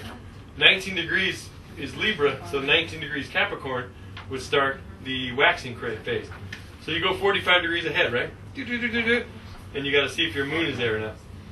And so if you go 45 degrees ahead from 19, you get 11 plus 30, which is 41, 42, 3, 4, 45. So you're 1 or 2 degrees into the give us faith.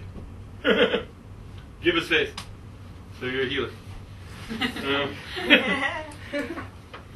is yours, Jasmine? I thought I was going to rock the boat. Oh no, these guys rock the boat. They just do it by analyzing the boat first and figure out where the hole is. Okay. Yes, that's fun. But anyway, we're going to talk more about this. We just need to talk about the planets today. It looks like But that was good. That was a good aside because it shows you how planets relate to each other through aspects, the angle. So we'll get into that more. Well, hey Kelly, will you look at Sarah's and tell her? Yeah, you don't know yours? Let's see. What do you think you are? I would say crescent. Okay, yeah, because you see the sun's here, 4 degrees. So you go ahead 4 degrees Cancer, and that would be 30 degrees. But then you go another 15 degrees. So you're actually born on the new moon. So you add 45 degrees to where your sun is? Yeah. Each phase is 45. You're a new moon. You're sitting right next to one, too. So y'all both sitting in a new moon. I find that when I teach seminars, and there's like 20 people there, like you'll tell that all the new moons will be sitting over here, and all the full moons over here. She's a waxing quarter like me, right? Yeah, Christina's sun is at 0 or 29 Gemini.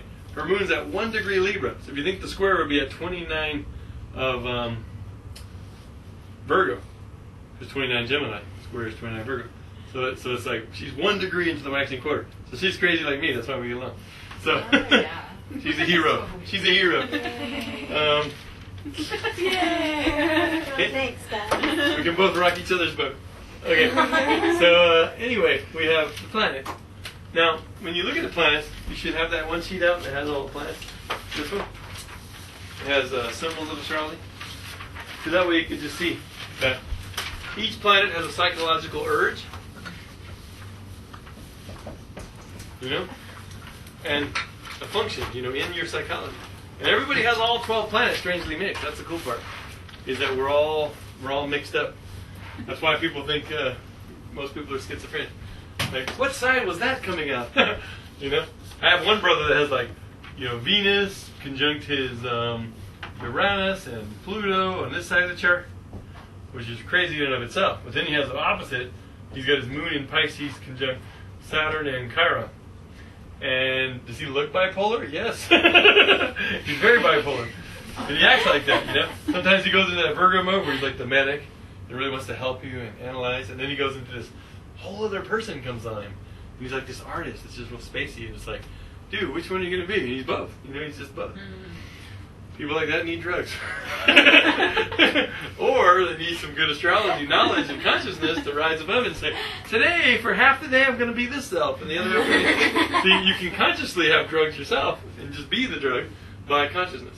So do you think, so people who have diagnoses of bipolar, is it usually really blatant in their chart? Yeah, oh my God, yeah. Yeah, you'll see it real strong. They'll have like 5 planets in Leo, and then they'll be like, 8 planets in there, 8 planets. There'll be like 3 planets over here. Yeah, you'll see. There's 2 crazy paradigms in their chart. So, you know, the sun, what's its urge? To shine. So when you're doing your astrological spice statement, remember, you have a planet expressing itself in a sign, and it expresses itself in a house. That's the basic formula of interpretation, you know. If it's the sun, you say, your urge to shine is being expressed in the archetype of, let's say it's Pisces, the mystic, the poet, the dreamer, in the 5th house. So the sun in Pisces in the 5th house, which graphically would look like that. So, anyway, sun in Pisces in the 5th house. Your urge to shine is being expressed in the archetype. I like to memorize 3 keywords for each sign. Like Pisces, the mystic, the visionary artist. You know, the poet, the musician. It's a good one for Pisces. And it doesn't mean that means that person has to be a musician. It just means that archetype of the musician is strong enough. They could be, you know, just a great public speaker. But that when they start speaking, it's like, wow, everybody wants to listen because there's like a music coming out of them because they're tuned into the archetype of the muse, Pisces. So, sun in Pisces in the 5th house. Your urge to shine is being expressed in the archetype of the mystic, visionary artist, and musician in the life field. Remember, you always translate the house. In the experiential field. And I look at these as fields of energy. You know? So it's an energy field. So in the life experiential field of, and the 5th house has to do with Leo, so it's creativity. You know, it's romance, it's play, it's your inner child. So, you know, this might not you might not feel this in your own self. To you, it's just symbols on a page and you're just reading them. But when you say this to someone that has this, it's like you're playing their strings, you're playing their music, they're like, wow, you know me, you understand me, that's me. And then they can explore these symbols and take it deeper, you know. You can say, wow, your life purpose involves, this is called symbol amplification. Symbol amplification. It's when you take the symbol and amplify it into various meanings. Like, they keep going, you know, like, okay, the sun is life force, life purpose. So you can say your life force, and you can say, okay, let's look at this on the spiritual level. The spiritual principle of Pisces is unity through compassion through unity, or unity through unconditional love. You know, it's like Piglet on Winnie the Pooh. You know? Real big heart guy. He's little, but he's like, I got a big heart. Sometimes he likes to play the martyr. Don't worry, Al, you can have my house. Your house blew over. But for the most part, you can say, your life force is in the sign of unconditional love and unity consciousness. And that's part of your life purpose, is to express that in the 5th house of creativity. Maybe they have a child. This is the house of children. Maybe they have a Pisces child that they're working with in this lifetime.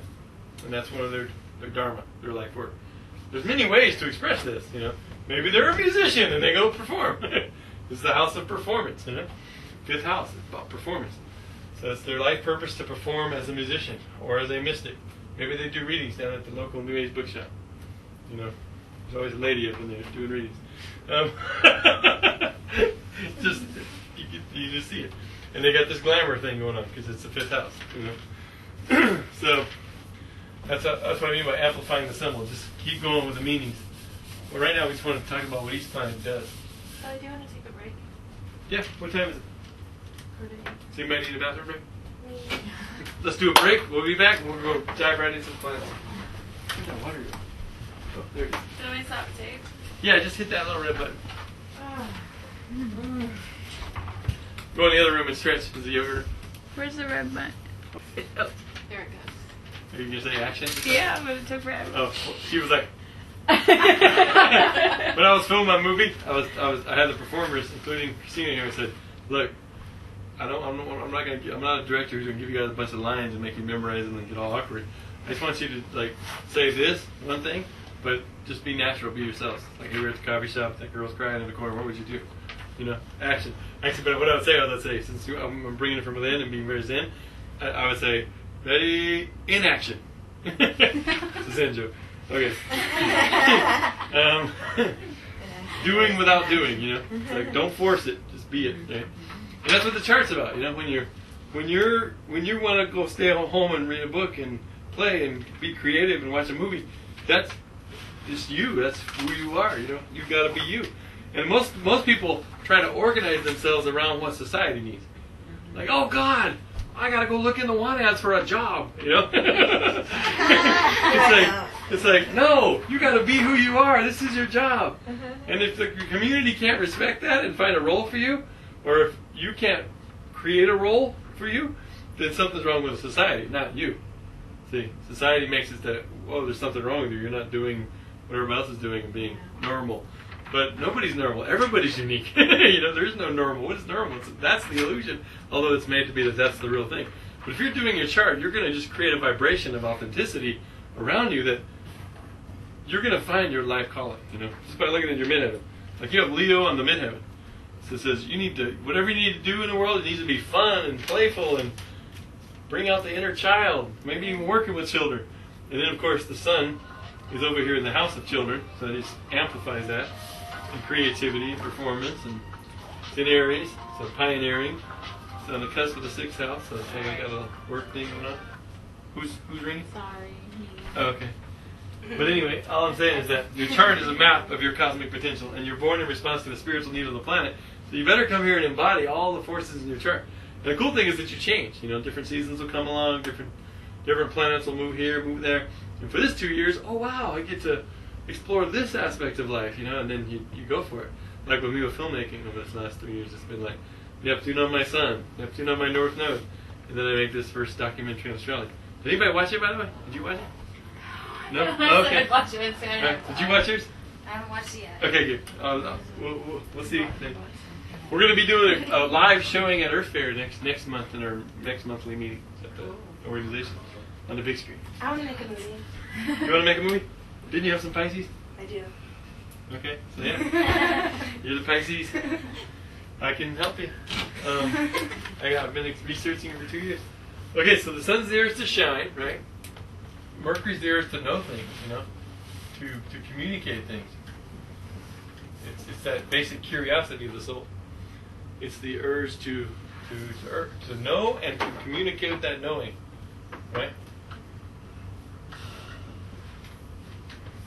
So, Mercury is your learning style. It's how you learn. If every teacher would take a kid and say, hey, look at their Mercury.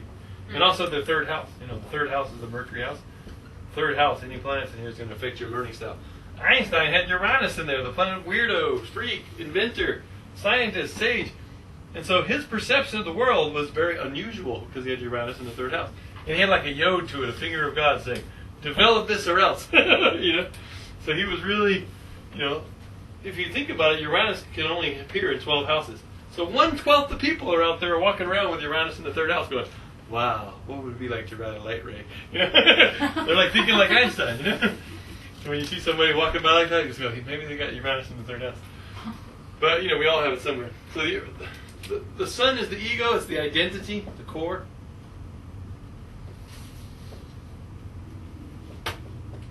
So it's who you are at the core, you know, the core. It's funny, the sun governs the heart, and core in Latin means heart. Corazon in Spanish. Cour in French. Same root of the word courage we get here. Cour. Courage. So the sun has that lion energy, courage, you know. So the sun shows how you are as a core identity. And the cool thing I like to think of it is this, is the sun is what we're here to grow into in this lifetime. It's the kind of fuel you're burning. It's the furnace of your being. So if you're not burning the right sun fuel, you know, and just you can just look at that elementally, you know, earth, air, fire, water. You know, whatever sign, whatever element your sun's in, we're going to study elements next time. But, you know, if you got earth is the sun, earth is nature, earth is sensation, earth is organization, you know, air is intellect, thinking. Like me, I'm a sun in Aquarius. So if I don't get a daily dose of air, intellectual energy, I'm going to feel fatigue, you know, because the sun is also your life force. Kind of fuel you're burning here. So your life force is very important. One of the greatest things you can do as an astrologer to help someone is say, here's what kind of fuel you're burning. Burn it. Otherwise, you're going to be like everybody else in this society. Fatigue. You know? The people that do their sun signs right, work their energy right, are going to feel maximum energy. You know? So if the sun is in, say, Pisces, in the 5th house, just to use our example, this person needs a dose of water and a dose of fire, because the 5th house is very fiery. But mainly the archetype of the sign. You know, the house of where it needs to come out. So this person needs to burn some fuel in the furnace, some water, some emotion, some imagination in the house of creativity. You know what I mean? 5th house. We studied houses last time. But that's where the sun, that character, remember the planets are the characters, the signs are the plot that the characters have, the agendas that they have, their motivations come from the signs. And then of course they're trying to express it in the stages, the settings, the houses of the chart. So yeah, so that's an amazing thing to know about just what kind of fuel you're burning. If you're a fiery sun sign like a Sag, and you know you need to go running each day, or else you're going to feel like crap, you know, then go running. You know, get your inner horse going on. You know, if you're an Aries, you know, you need fire. How are you going to get that fire? You know, how are you going to express that? Fire is the principle of action. It's the principle, you know, there's 3 fire signs, Aries, Leo, and Sagittarius. They create a trigon of energy. Aries' principle is carpe diem, seize the day. You know, action, activity. Leo's principle is creativity through dramatic performance. Right? And Sagittarius' principle is faith through divine inspiration. So, if you think about it, if you're creative and you're active in your creativity, it gives you a sense of meaning and faith. Sagittarius. So to me, meaning comes from creative action. I know a lot of creative artists that create meaning, and they're like, wow, my life has more meaning because I wake up every day and I'm active in my creativity. You know, every sign has this thing. Like if you're doing the Earth sign, we'll look at this later, but Taurus and Virgo and Capricorn, they're all connected. And you have all these signs in your chart. Somewhere in your chart, Virgo's analyzing the hell out of things. So not just Virgos or Virgos, you have Virgo in your chart. I have Virgo in my 9th house, which means I'm always analyzing belief systems and philosophies and ways of knowing the universe, you know. So everybody has Virgo. But here's the flow here. Taurus is about values. The principle is presence, be here now. Virgo's about, the principle is you can accomplish anything if you break it down into steps, bite-sized pieces. The principle of Virgo is about devotion. Devotion to your craft. Training your skills, right? And then Capricorn is about expertise. Well, Virgo is more about expertise, finding the craft. Capricorn is about professionalism. It's about integrity. And ambition guided by integrity. Yeah, you want to accomplish things, but do you have integrity? Is it all like together? And so it's cool, because when you find out what you value, and then you go gain a skill, devote yourself to it, then you can find your life calling, your sense of integrity, integratedness, so that you can work as a whole being.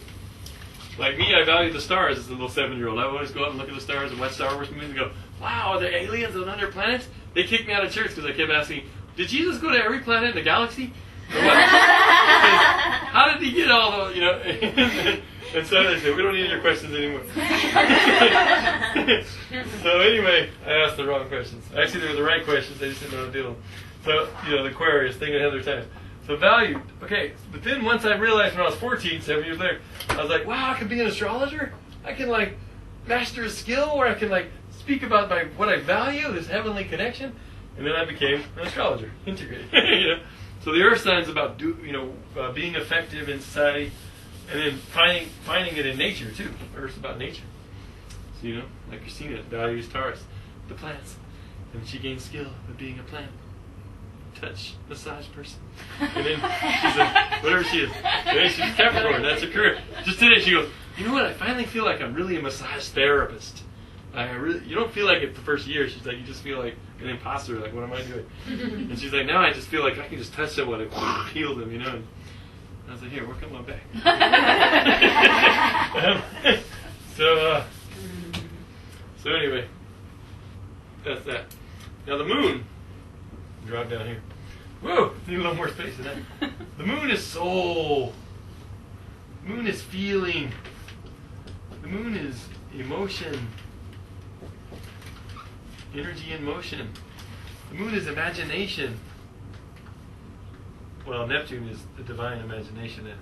Neptune is the imagination of the whole universe, the ability to tap into the divine visions, but the moon is your personal access point to it. You know what I mean? Like when you have a dream at night, you can go look at your chart and see where the moon was going through your chart, and you'll get the archetypal meaning of the dream, even if you don't remember the dream. You just wake up like, wow, that was intense, and then you don't remember much. Just look where the moon is, and you'll see what that dream was about. Or if you do remember a dream, and you go look at the moon in your chart, because if you think about it, here's the solar system, right? Or let's say here's the galaxy, and here's our little solar system. And in that little solar system, there's all these planets. And here we are on Earth, standing there.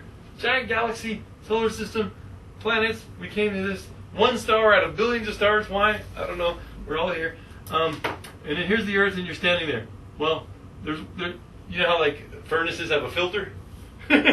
Well, there's one filter that filters all the energy of the universe down into Earth, and that is the moon. So that's what I mean by if you have a dream, the moon is your emotional field that holds all that stuff. So you have a dream that's really intense. The moon's positioned by your chart in the sky. Well, it's sort of show you the meaning of the dream. Like you'll have a dream about a battle, and you wake up, and that night moon will be on your Mars or squaring your Mars, and you're like, So because we live out what we imagine and what we feel in our dream life. The moon's sort of the access point for all this stuff to come pouring down. So moon in the first house is how you express yourself. So well, it just means that when the moon, if the moon's rising in the first house, that when people see you, the first thing they see, the ascendant is what they see. Remember, it's your appearance, and so people are going to see moon person, lunar person. You can be like, wow, you're a lunatic. No, just kidding. It means you're emotional, you're nurturing, you got water retention in your body. You're just more lunar, more caring, more sensitive, more yin. They feel that. No matter what sign it's in. Then you add the sign, that's a whole other layer. You know what I mean? So, and what I was going to say a while ago, the sun is the life force, right? But down deep inside you is the moon. And the moon reflects the past. The moon is always the karmic past, through the memories and the cells that were in you that were once in 7 generations ago. All those generations coming down the pipe, Here's you, and then your mom and your dad, and then their moms and dads, and their moms and dads, and their moms and dads. Yeah, all the way back for 7 times, right? That stuff is in your moon. That's why the moon also governs your habits.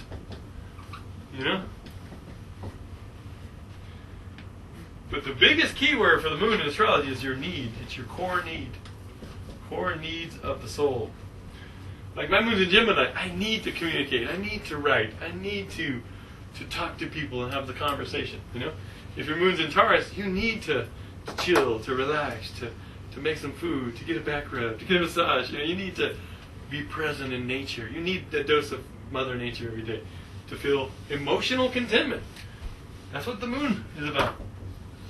Emotional contentment. That's a big keyword for the moon. And and what that translates to in practical terms that we can help people with is inner peace. There's entire books written on the subject of inner peace. Everybody wants it. Well, in astrology, go right to the moon and you can tell someone where to get it.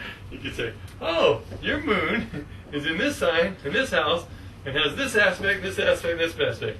You can be like, so here's the core emotional need, and here's the modifiers, and bam. You try that. Let me see if you're depressed next week. Because Because if you don't feed the moon, you're going to get depressed. You know? Everybody gets depressed real fast if they don't feed the moon. If you don't feed the sun, you're going to run out of energy and feel fatigued. But just doing astrology of sun and moon can be like a tremendous service to people. You know? And when I mean moon, I mean like the aspect. If someone has the moon square to Uranus, I don't care what sign or what house it is. I mean, yes, that's the first thing you talk about. But if it's square to Uranus, that person's going to have a strong need for, you know, emotional, like, you know, volatility. Uranus, like, breaks connections. Uranus raises energy. So emotionally, they're going to be a live wire. One of those really high-strung people, you know? So they need to channel that somehow. Maybe go skydiving, do something. Stephen King had that in his chart. He had his moon opposing Uranus. And his relationship with his mom was really weird. His mom would come in one time and be like, Miss Beautiful, Perfect Mom, and the next time beat him up. And he was just like freaked out about Mom, because Mom was like unpredictable. Mom was strange. Mom was like going to be this freak that's going to beat me, or this like nurturing, loving goddess. And so he was just like, so then he wrote her into all his horror stories, and that's how he dealt with it. He became the horror writer, you know? So there's ways to use all your stuff, even if you have some of the weirdest stuff, you know? There's a way to heal it, and to move through it, to use it, you know? And not get depressed about it, you know? So the moon is the moon is the past, and it's kind of channeling through your sun, and your rising sign is sort of like a funnel out to the future. The rising sign is what you're developing into, you know? So the moon is the soul essence. You're really good at it, but you're kind of stuck there. The sun is the kind of fuel you're burning. So, in your life purpose, it's going to get you to where you're going, to develop the dharma of the ascendant. Every ascendant has a, let me see this sheet right here. Every ascendant has a spiritual principle. Right here is listed, the spiritual principle. If your ascendant is Sagittarius like mine, my dharma in life is the principle of faith through divine inspiration. I'm supposed to be an exemplar of that principle. So when someone says, oh no, we're going to die, I'm like, come on, be confident. Hang in there. We're going to win this game. It's fourth quarter. Come on. I was the captain of the football team, you know? So I'm the guy that has to walk that path of faith, no matter what. It doesn't mean being overindulgent or overconfident. There's a dark side to every shadow side. But like every sign's about that. If you're Scorpio rising, you're the alchemist. You're here to transform the lead of the lower self into the gold of the higher self, and to bring. You just walk around in society, and you're like, change. And everybody's like, ah. She's scary. Especially with your Uranus. Especially with Uranus, yeah. If you're Scorpio rising with Uranus, people are like, she's interesting and unique and bizarre, and she's such a freak and weird, but she's like changing me. Yeah. So Dharma means spiritual principle? Oh no, Dharma is like life work. Or like In Indian terminology. I use it because your rising sign, by planet, like your Dharma would be Scorpio, and Uranus would be part of your Dharma, because it's rising. So any planet in the first house, in this house, number one, she has Uranus in there, in Scorpio. So I would say that your Dharma would be Scorpio, so yes. I want to like walk into public schools and be like, let's use astrology. Yeah, totally. Yeah. So Scorpio is the principle of that alchemy, of empowerment through surrender. You know, render means to melt. Sur means like the surf, the highest point in the way. It means melting to the divine. Aligning your will with the divine will. In other words, being obedient to the divine will. The divine will says, go to the library and get a book today. You go. Because you don't know. I mean, you have to be tuned in to understand the divine will. But it's like, Uranus is there, and what's Uranus about? Freedom through authenticity, right? And individuation, which is a Jungian word for being original and being true to your original self. So you got a really tough dharma here in society. People are like, oh, be normal. And you're coming here saying, empowerment through surrender, freedom of authenticity through individuation. And they're looking like you're crazy. This woman lost it, you know? But you're like, this is what I'm about. I'm here to bring passionate change through being my original Uranian self. I mean, Uranus is where you're most alien. Like me, it's in my house of career. And I'm an astrologer, you know? My teacher saw that at 14. She goes, a grand air trine between the moon and Gemini, sun in the sign of astrology, Aquarius with a grand trine to Uranus in the house of career. She's like, will you be my next apprentice? I'm like, yes. And so Uranus is that right. So, and any time a planet's angular like that, in one of these houses, 4th, 7th, 10th, 1st. These angular planets are double strength, but on the ascendant it's triple strength. So planets in angular houses. First, Ascendant fourth. is first house. Yeah, the ascendant is actually this line here, the point where the horizon's coming into being. So things are starting to appear in the east. That's why they called it your appearance, because they saw people looking like their ascendants. They're like, whoa, because you don't look Scorpio rising, you look kind of Scorpio rising. You get that Uranian alien vibe too, You're like, whoa, something about her eyes, it's like, whoa, she's seen into cosmic horizons. Like me, I look. They would say about me in high school. Yeah. What'd they say?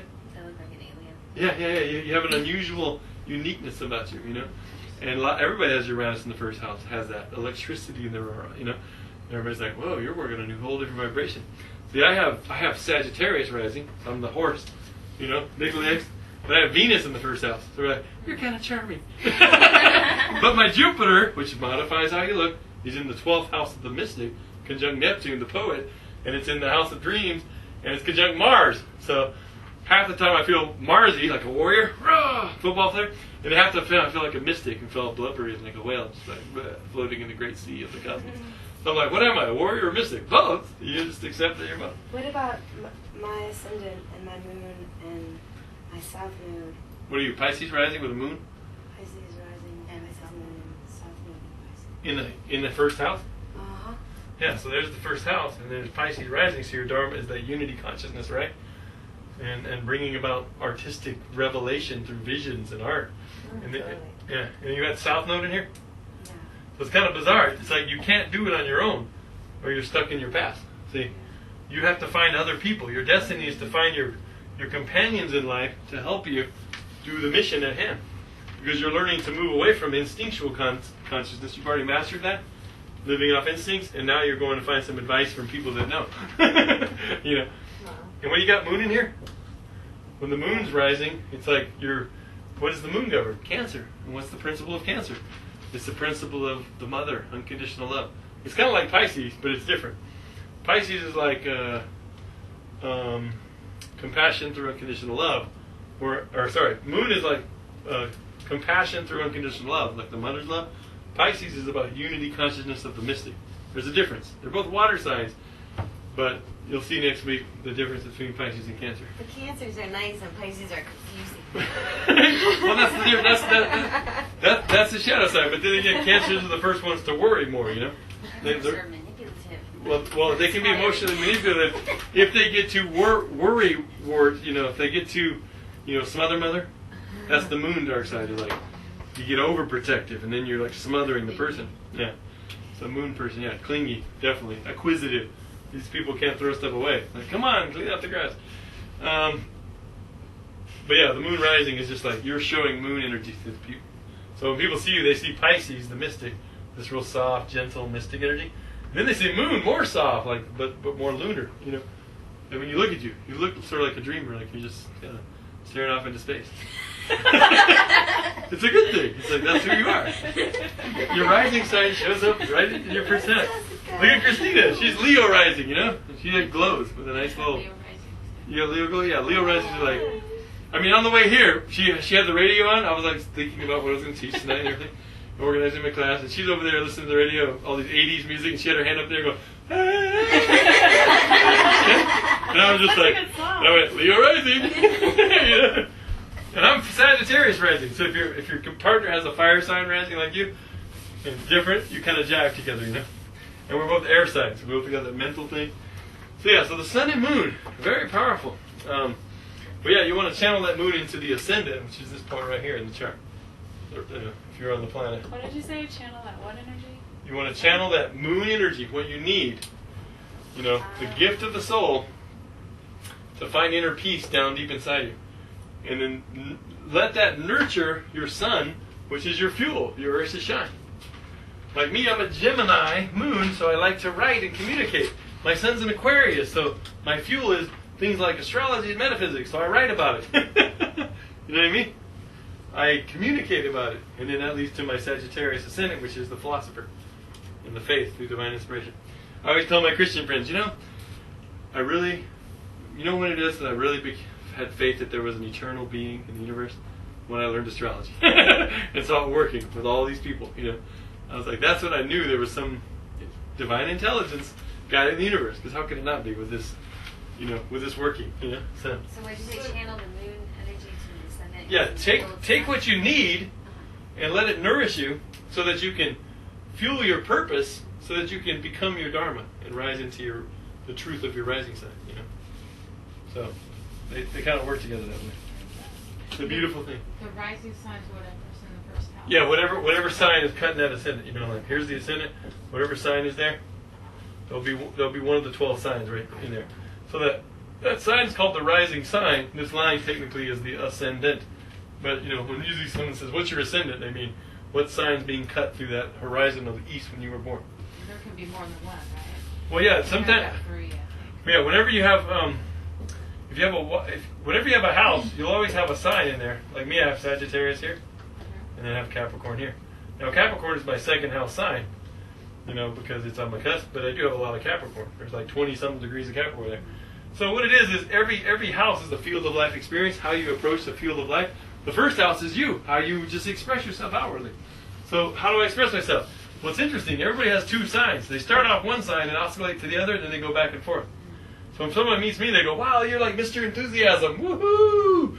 And then I get real serious on them and have this Capricorn wise conversation. And then I go back to woohoo! And then I go back to, let's talk about something serious here. I kind of do it in this class right now. So when people see me, they see this oscillation between those two signs, right? Every house does that, In my 7th house, I got Gemini there with Cancer. So I got a lot of Cancer in the 7th house. Just 10 degrees of Gemini, the rest is Cancer. So in relationships, I'll be very talkative and communicative, and I'll be more feeling, sensitive, inward, You don't see that side of me unless you're in a relationship. It's like, okay, there's this quiet side to Kelly that's like, goes inward, So, yeah, every house has an oscillation. And sometimes you do have 3. If there's an intercepted sign, where the sign isn't getting cut, then you have 3 ways of being. But mainly the sign on the ascendant is your core outward expression. Why is the word depressed there? Depressed inner peace. So yeah, Mercury's your mind, right? The moon is your heart. These are the contents of the soul right here. This is the human soul right there. You got life force. You've got mind, you've got a heart of the moon, you've got the karma of the past and where you're heading with it, the nodes. You got love. What's a soul without some love, right? Sometimes it gets twisted and then you become whatever. In this society, it's easy for people to get twisted and the love inverses. But you also got will, which can inverse too, and become anger or ego or desire. Desire is a beautiful word, Mars, because it comes from the word de-sidir, which means of the stars. The word desire means of the stars. And the understanding is that there's a star out there that symbolizes your true desire. If you point your ship toward it across the unknown sea, you'll eventually achieve your spiritual destiny that you came here on the planet. And Mars is the key to doing that. Even the Christians will tell you, you have free will. But not. As long as you do what we tell you to do. And pay 10% of all your money to us. Okay. So will is important. Mars, willpower and desire. And so Mars would be the urge, psychological urge, to take action. It's what gets you up in the morning, Your desire, on everything. Desire. See, Venus is love. Venus is aesthetics. Venus is your artistic taste. Right? It's the way you dress. I got Venus and Sag. Remember, I got the comfy clothes on. It's on the Sag. By Venus. And Venus is like athletic youth, Let's go hiking. So Venus, Venus and Libra people would be really like graceful people, Venus and Gemini. Venus and Gemini, more intellectual. They're going to love, thinking and thought and communication. And in relations. It's your little constituent. Christina has Venus and Gemini right where my moon is. That's when we met. I was like, you Venesificate, harmonize my soul, and I nurture your Venus need for more information. So we just like, we're really up. Sometimes we can't go to sleep at night. So 3 in the morning, we're still talking. Like, maybe we should stop talking. All right, Venus and Virgo. Venus and Virgo is, I love to analyze the hell out of everything. Really? I love to heal people. I do that. I always pick the bad boys because I want to fix them. You want to fix them, yeah. You're good at repair. You're like the plumber, the cosmic plumber. Good boyfriend. You're like, hi, Mr. Man. It's like something wrong with your plumbing down there. Yeah, you're like, hey, is there something wrong with your plumbing? And you're like, my plumbing's fine. You're like, next guy. You know, because you're like the Venus Vestal Virgin. You know, Virgo's the vestal, priestess that tends the sacred fire, and you have to devote yourself to a craft of service.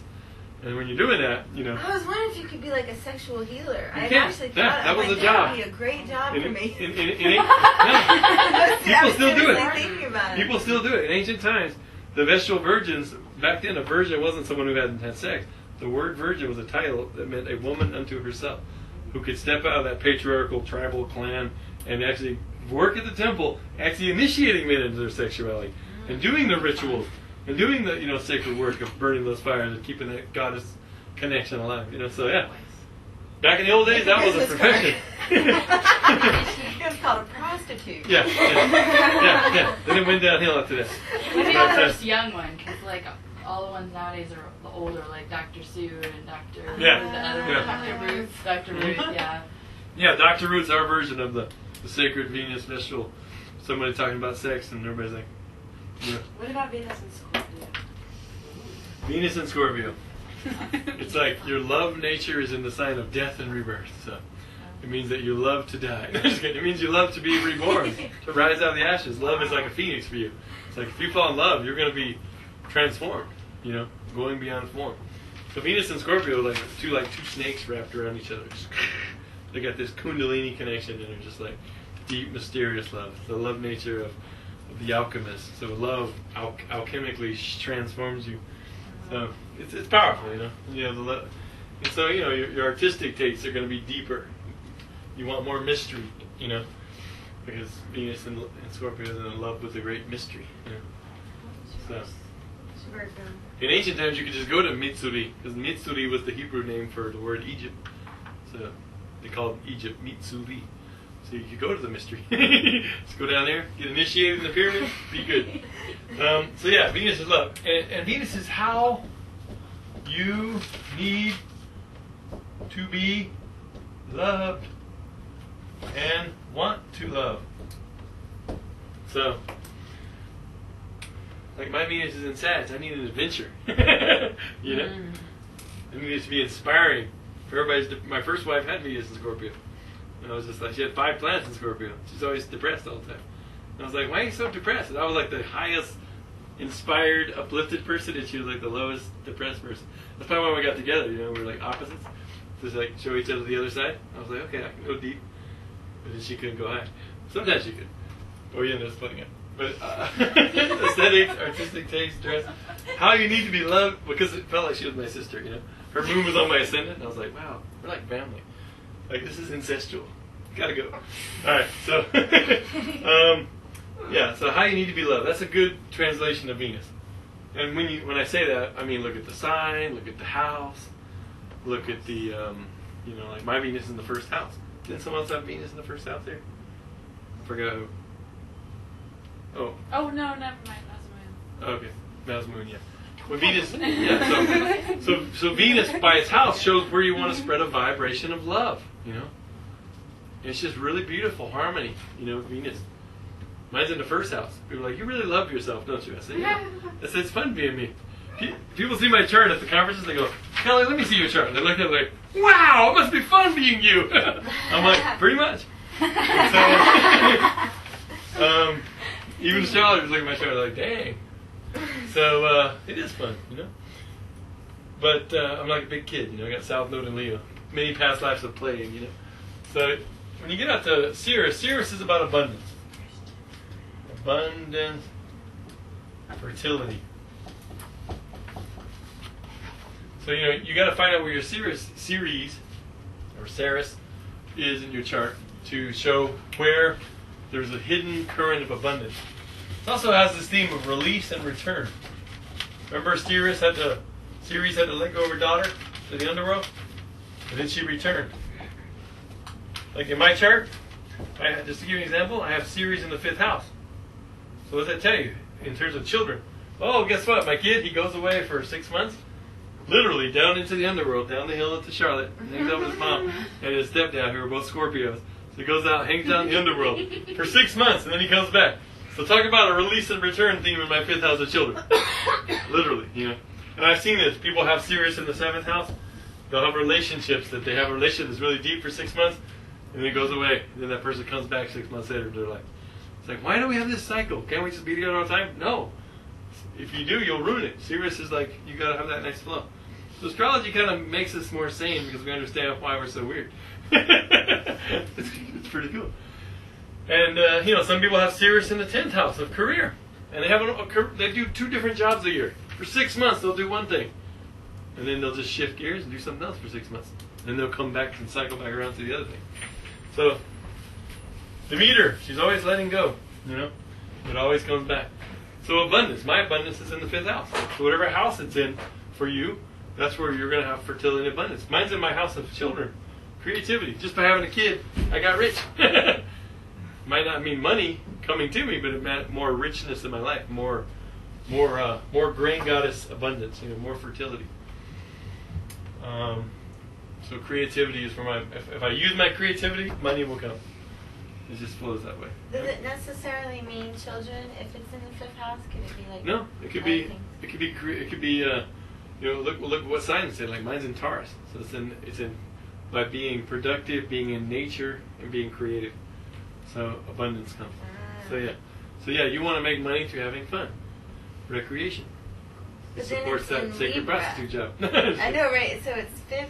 This is what's confusing me. Like 5th house is Leo, but then it's also Libra too. So it's got a lot going on. Well, the 5th house is the house of Leo. Okay. But don't think of 5th house as Leo because they are different. Think of 5th house as it's like those affinities. It sort of has an affinity with a sign, but Leo is the archetype of the king, of the performer, of the noble. Whereas the 5th house is the expression of that creativity and action. The 5th house is the experience of play, fun, recreation, all those things. Whenever there's a new moon in Libra, in fall, that's your biggest month of play. Because if you don't recharge your play batteries in, your inner child is going to go depressed. You got every time the sun goes in Libra, 10 days in, it's like, whoa, it's time to play. That's your big play season. Mine's in May because my Taurus is over there. So everybody has a different season of play. There's a season to love, a season to this, season to that. What's the season to play? Well, whenever the new moon, so you remember the sun meets the moon, right? Every month in a different house. And then next month, and next month, next month. So when the sun and moon meet in the 7th house, it's the season of love for you. You're planting new seed in the house of love. So that 6 months later, when the sun gets over here and the full moon comes in there will be fulfillment. That flowering will happen, and that love will be fulfilled. So the 5th house is the house of play. So whenever the sun and moon get together over here, and it just depends on your chart. If you have Taurus here, it'll be May. She has Libra there, so it's fall. So it all depends on what sign's over in the 5th house. And then 6th house is back to work. 6th house is service, work, skills, training, humble employment. So when you get back to the new moon in the 6th house, it's time to get back to work. The 8th house is the house of change, Scorpio. So it has an affinity to that sign. So every year we all have a month when the new moon's in our 8th house. Like I have Cancer on the cusp. So for me, it's coming right up because it's the month of July. June 21st to July 21st. So when the sun and moon get together in there, new moon in there, in the house of death and rebirth, that's your month of transformation and rising out of the ashes. That's when you are the phoenix reborn, And that's the only month of the year where you get to take out all the psychological garbage that you've been accumulating.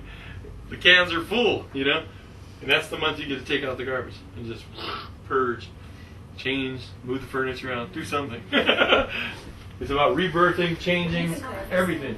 And your mind. Mercury went through there and went retrograde. It's like sweeping double time.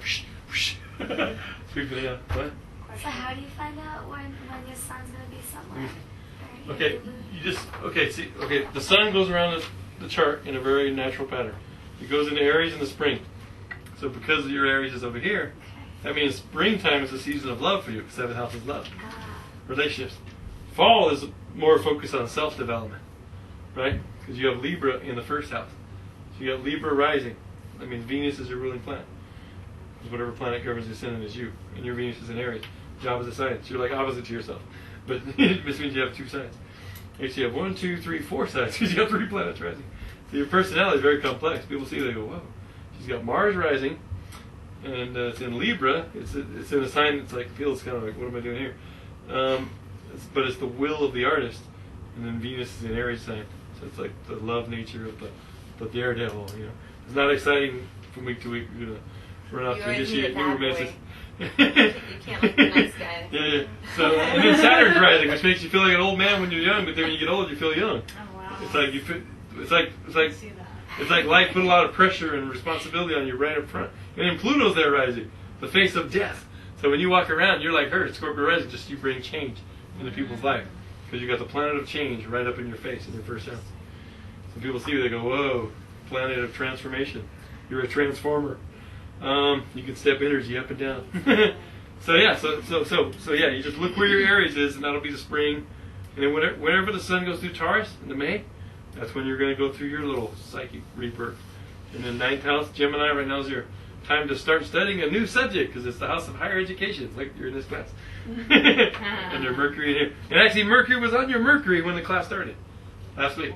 So it was like you were ready to learn. You're like, my brain windows are open. We did spring cleaning up in here last month. We're ready to go. So you know. And she was the only one that didn't sign up ahead of time too. That was she just showed up that night and was like, I knew I had to be here. Yeah. And so you can just see, you know, how things work. You know, when it's winter, you need to be focused inward, home. When it's fall or summer, you need to be out there in the world doing stuff. You know. So that's how you see. You got yours, or are you so confused? I don't know. I'm kind of going out of confusion into Okay. I think you're telling us where it is, but you're not telling us how to figure out like. Well, you just look to see what signs the sun's in. So like right now the sun's in Gemini. Okay. So it's time to rebirth your home, move the furniture around because this month is about new moon in the 4th house of home, renew your home. You know. And then here's a dog. 4th house governs dogs. You know, having domestic pets. You know. The code is right on time. Yeah, that was like the symbol right on time there. Next month you got your foundation all set up. Next month, as the sun gets to 10 degrees Cancer, and you have to have an ephemeris to know exactly where, or go on astro.com and look, see where the transits are. And we'll talk about transits later, but when the sun gets there, it's like, bam, it's time for a new moon in the 5th house. Play, fun, creativity, joy, radiance. And then it'll be time to find a job the next month after that in August in Leo. That's about service and work. And is the new moon when the sun and the moon are joined together? Yeah. So if like the sun's in Gemini and then you wait to hear or see when the moon's in Gemini that month. Yeah. Every calendar has a big black circle right there on the day it happens. Yeah, that's the day. And that's the new moon. And on astrology calendars, they actually tell you the degree. So you can actually look see what house it's in. And what else was I going to say? When the new moon is in the 6th house, since this is Ojai, right? One World Healing Arts Institute. The new moon in the 6th house is about the time of healing. You know, healing. It's like if you do a fast when the new moon's in the 6th house, it'll be 12 times more effective, or at least 11 times, than any other month of the year when the moon's in the 6th house and the sun together.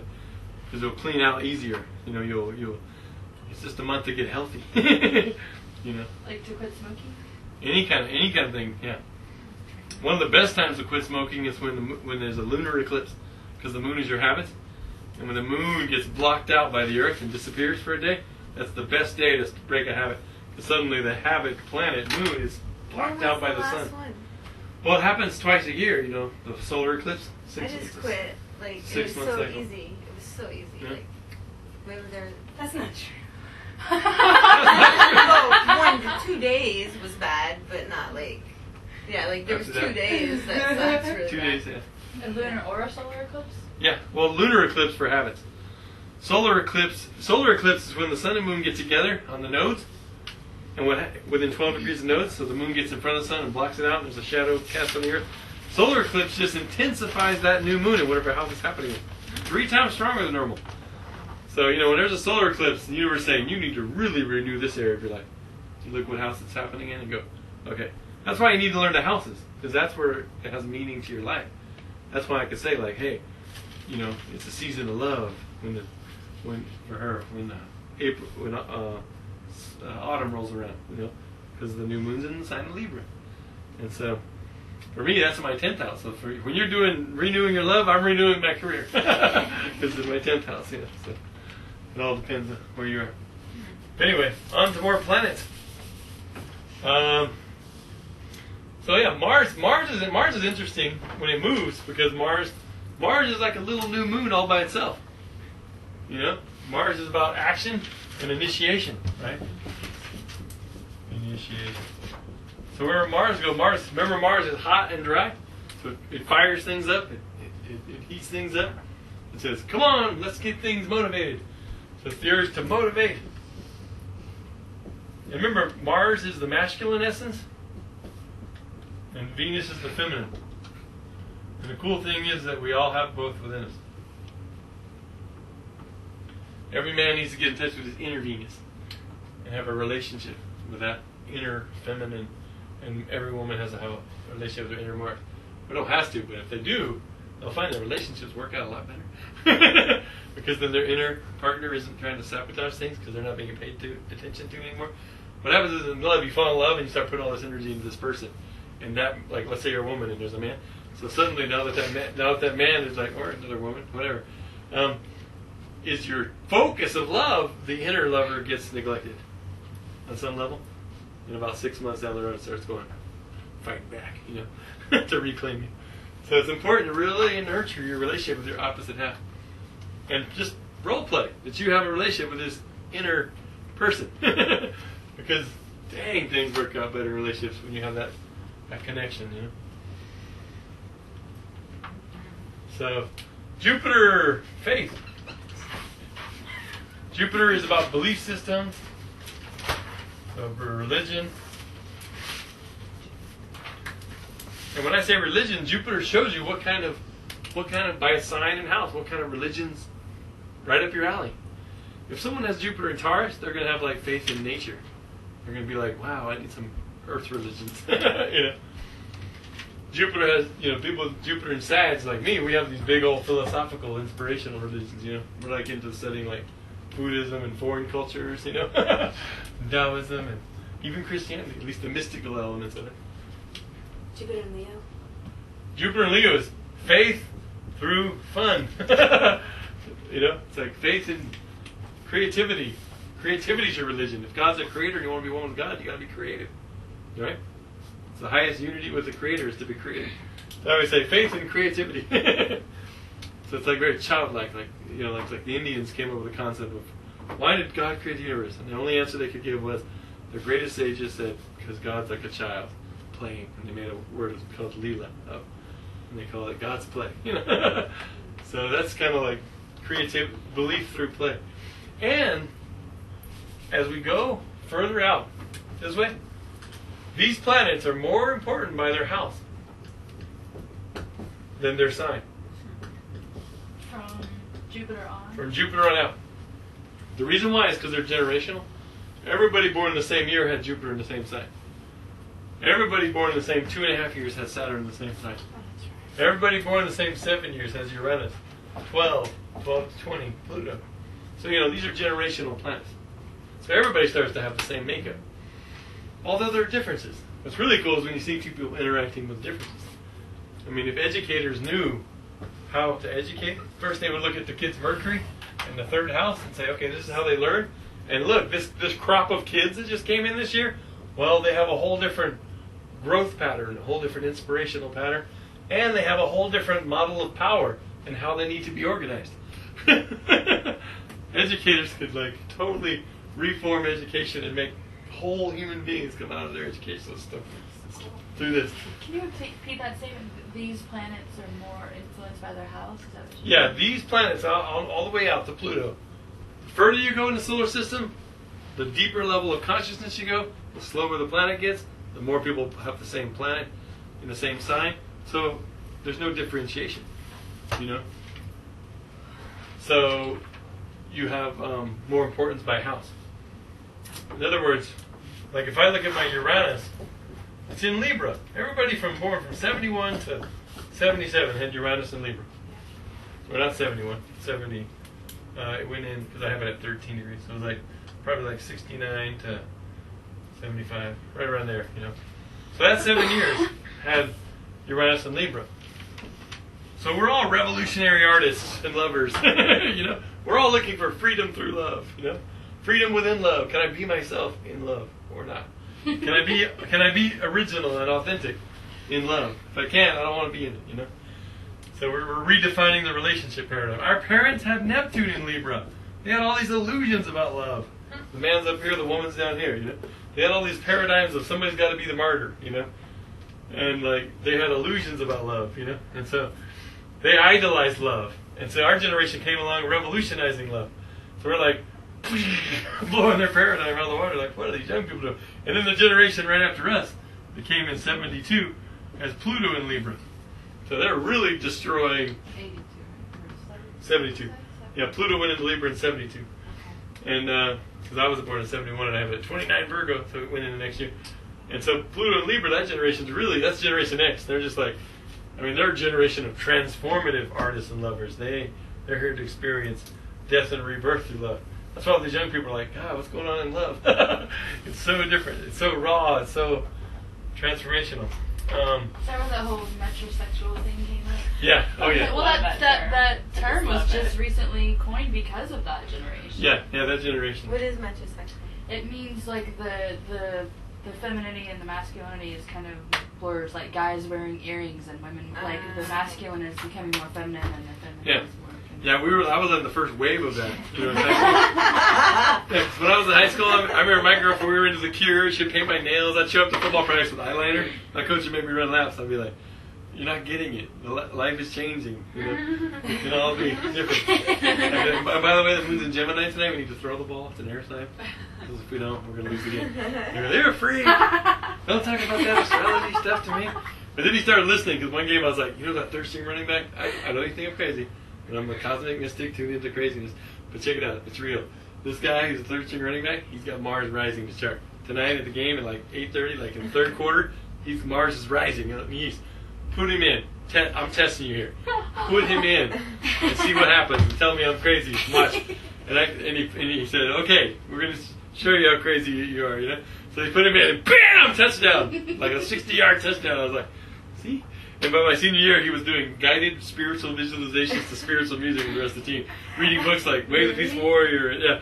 And we went to the playoffs for the first time in 10 years. So, you know, astrology was like, I'm going to make a whole movie about that called Satori High. About gaining enlightenment on the football field. Yeah, it's about tantric sex, astrology, and metaphysics and football. But it should be fun. But anyway, Saturn. So Jupiter shows we're here to grow. You know? We're here to inspire. So I just oscillated between Sagittarius and Capricorn right there. Get back to Series. So grow and inspire. So planet of growth. Jupiter is the planet of prosperity. You know? Jupiter says, yes, I can. Why do you think Barack Obama is so inspiring? He's got his Mercury in Leo, the sign of the performer, opposing Jupiter in Aquarius. The planet of prosperity and confidence and the sign of humanity. And he's got this amazing speaking gift because of it. And Saturn's there too, but in Capricorn. So he can speak to the conservatives and the liberals, and he can inspire them through his creative performance, and he's got this amazing opposition in his chart. That's his speaking gift, you know. Plus he's got the moon in Gemini. So he can think fast how to speak. So opposition facilitates energy? Yeah, well, opposition is tension for reconciliation, bring them together. It's a controversy, but that needs to be reconciled by bringing it together. So it's tension, but once you work it out. See, in astrology, you'll have one planet over here and one planet over there. So let's say, like in Barack's case, he had Mercury and Jupiter. All right. The tendency in an individual is to repress one side, usually the deeper planet, because you're not able to deal with that yet. So he was probably a big ham growing up, you know, Mercury and Leo. humorist, comedian, you know. But then when he started developing his Jupiter, Jupiter governs law. He was a lawyer. Jupiter governs higher education. He went to college, and you know all this stuff started. And then he went to foreign lands, right? So Jupiter he was going to foreign lands when he was little. So Jupiter was being activated at a young age for him. So he was able to bring this together, and out of the opposition came this amazing gift of inspiring people through inspiration, Jupiter, inspiration through Mercury, communication. So, you know, so he turned his tension into a very beautiful thing, you know. It's really hard when you got a square between like two personal planets, like Mercury and the Moon, and then let's say this is a guy. Usually the guy's going to repress his feelings, right? And he's going to be all intellect and logic. And so that's a really hard one because oh my God, you've been repressing your feelings your whole life, and then midlife crisis comes at 40, and you're like, oh my God, I have a heart, you know, and it comes, all this unconscious material comes bursting back in, or you know, like a Pluto transit will go by the Moon, and just open this wound right up, you know. And so what happens is there's a square, a challenge between what he feels and what he thinks, and so it's hard to get. You're going to have a lot of energy leaks in your aura. Because you're feeling one thing and thinking something square to it, it's always conflicting within you. Until you accept both sides of yourself, you know, and say, okay, I got this Moon in this sign that needs this kind of expression, I got this Mercury in this sign that needs a different, and I need to like schedule into my life room for both, you know. Once you do that, your whole chart wakes up. You see the spiritual village of you coming into action, and you're giving energy to each character in the village, and then you become more whole. You're like, wow, I'm online. Like all my gifts are online, you know. Or even if you just have a square between Moon and Mars, what you feel is always squaring to what you want to do. So you might feel one thing but always doing another thing, and that's creating an energy leak in your aura. You got to heal that. Or you got Mercury square to Mars, so what you do is always square to what you think. So you think one thing, but you would do another thing. So we're going to study aspects next time, or the time after. But for now, we'll go back to these planets. It's just an example of how they interact. The aspects are the glue, the conversation that's happening between the planets. You know, it's like, what would it be if you go to a movie with no dialogue? It's just kind of one of those silent movies from the 20s. So life needs dialogue, and so the aspects of the dialogue. Actually, the word aspect comes from the Latin aspectus, which means to glance at another.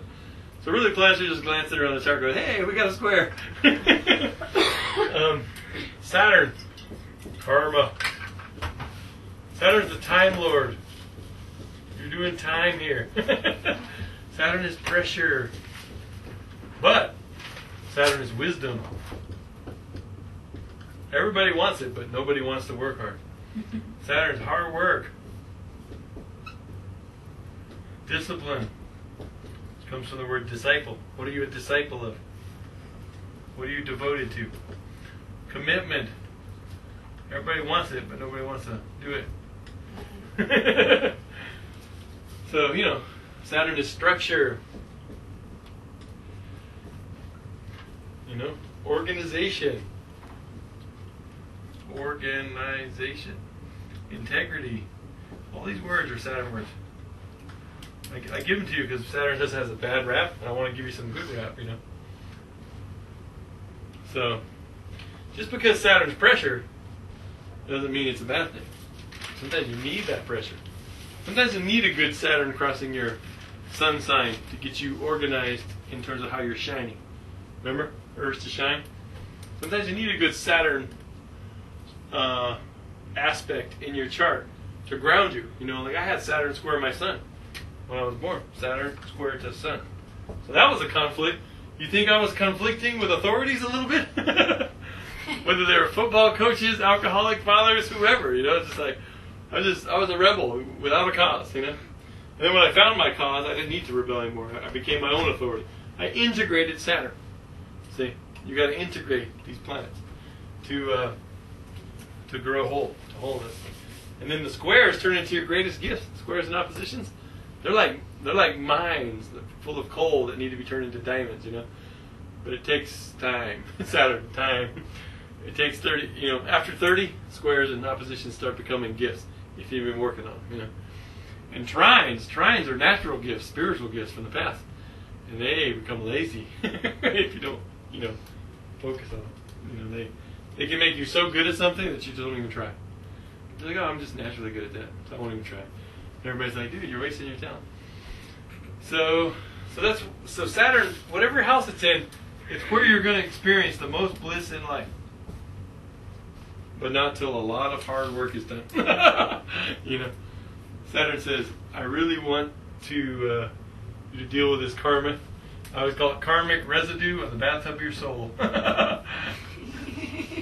got to clean that bathtub. Nobody wants to clean the shower. Who wants to get in there and scrub? Saturn says, whatever house I'm in, you got to get in there and scrub. You got to get in there and do some hard work, organize. So in the 12th house. Oh yeah, that's the house of God. That's about the house of direct connection with the infinite, the house of dreams, the house of escapism, fantasy, isolation, imprisonment, just all those feelings of you just going inward and feeling that connection with the divine. And so it's the house of dreams and compassion. So if you work hard in that area, like let's say you have a dream and you want to crystallize it, so it shows you have karma with God in a past life. It's like there's a pressure there, something was disconnected about your relationship with the divine. In this lifetime, you're working 10 times harder to craft that connection so that you can heal this karma and be integrated again, Because there's karma with things like escapism, like the smoking. So letting go of habits like that, they're just escapisms to not deal with what's really going on. It's like, oh wow, I'm dealing with my karma here. Mine's in the 5th house of children. 5th house. And I have a child that has 6 planets in Capricorn. So Saturn child came into my life. So I'm dealing with that. He's my karma, And karma doesn't have to be bad. Karma is good. Karma, you could have saved someone's life in the past, and now he came as my kid. Said, you know what? I want to hang out with you for life. You saved me. Thank you. And we're having a great time, So don't think of karma as like a bad, even as a negative thing. My karma ran over my dogma, whatever the bumper sticker is. But think of it as karma can be good, You do a good deed. It's just the law of cause and effect. It's like, okay, you're putting out a vibration in the universe. It's going to grow and expand and come back and hit you in another life. I always think of it as like when you do a good deed, help someone, it's like a vibration. It goes out into the universe. It goes all the way to the end of the universe. And then it reflects and comes back. And the whole time it's just picking up strength. And in your next life, when you come into a new body and you're on another planet somewhere in another galaxy, it comes back, goes BAM! And just side cracks you in the side. And sometimes it's a good thing, like, whoa, $20 on the ground. Yahoo! And then another time it's like, oh man, car accident. So that's my view of it anyway. So Chiron is the healing planet. Chiron is where you're broken. Where's a wound. But it's where you can contact your inner teacher too. Chiron is where you can. I'm going to put Chiron over here. Chiron is about overcoming adversity to realize destiny. Remember, Chiron is the Rainbow Bridge. Chiron is the mentor, like Yoda, that comes along and says, "Do you want to go into the transcendent states and learn about the Force?" Chiron's Mr. Miyagi that says, "Daniel-san, go paint the fence, and I'll teach you karate." And then he paints the fence, and then he washes the cars, and then he gets all pissed off. Says, "You're not showing me any karate. I've been out here doing all this work for you, old man, and blah blah blah." And he starts walking off, the young rebellious youth, and he goes, "Daniel-san, paint the fence." And he starts painting the fence, He goes, "No, in the air." And he throws a punch, and he blocks it. He's like, "I've been teaching you karate all along, And that's what Chiron's all about. The Zen master who shows you the deepest spiritual principles through simplicity and sacred service, So Chiron is your sacred service. Not everybody's ready for Chiron. I don't always talk about Chiron in the chart because not everybody's ready for sacred service. Some people just want to eat and take up space and enjoy life, This is hard work when you go past Chiron. And Chiron's house shows you what field of life experience that you can go into deeper levels of teaching. For me, it's in my 4th house, so it's home and family and roots. My dad was alcoholic. I had to come to terms with that, heal that, and now I have my own family, and I have my own kid, and I'm not an alcoholic, so isn't that great, I'm like a spiritual, inspirational guy. And my kid loves playing video games with me, because I'm like, "Come on, kid, let's play." And I got a house with a beautiful woman here, and we just like have it's a healing of that energy because I stepped across that Chiron divine. And it's in Aries, so I did. I studied warrior martial arts, you know. So it's like it helped me, all that. So your sign of Aries, the sign's very important to accessing the inner teacher, whatever sign it's in. But the house is where it needs to happen. Whoever had Chiron in the 7th house? Yeah, so relationships is where you can be the guide. Chiron's the guide, the inner guide. And so when you get in touch with that inner teacher, which is the voice of intuition that guides you, and you come home from work one day and you get this intuition that says you need to go downtown, and you don't even want to because you're tired. That's your inner voice saying, trust it. And you go downtown and you meet your new best friend or whatever. It's like when you trust those intuitive hunches and you're in tune with this inner guide, that's Chiron. So really be attuned to them when Chiron's crossing something. Like this whole last year, Chiron was crossing my sun sign. And my sacred service, I made a film for my astrology community.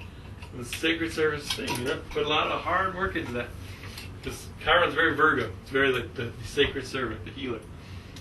And it's a shaman energy too. So Chiron's about Native American, shamanistic sort of the ability to take on the pain of the tribe and transform it back into pure light energy. So if it's in the 11th house, then that's like the tribe. Yeah, you're here to heal the tribe. Heal the tribe, the cosmic clique. So you're going to have a lot of friends who are healers.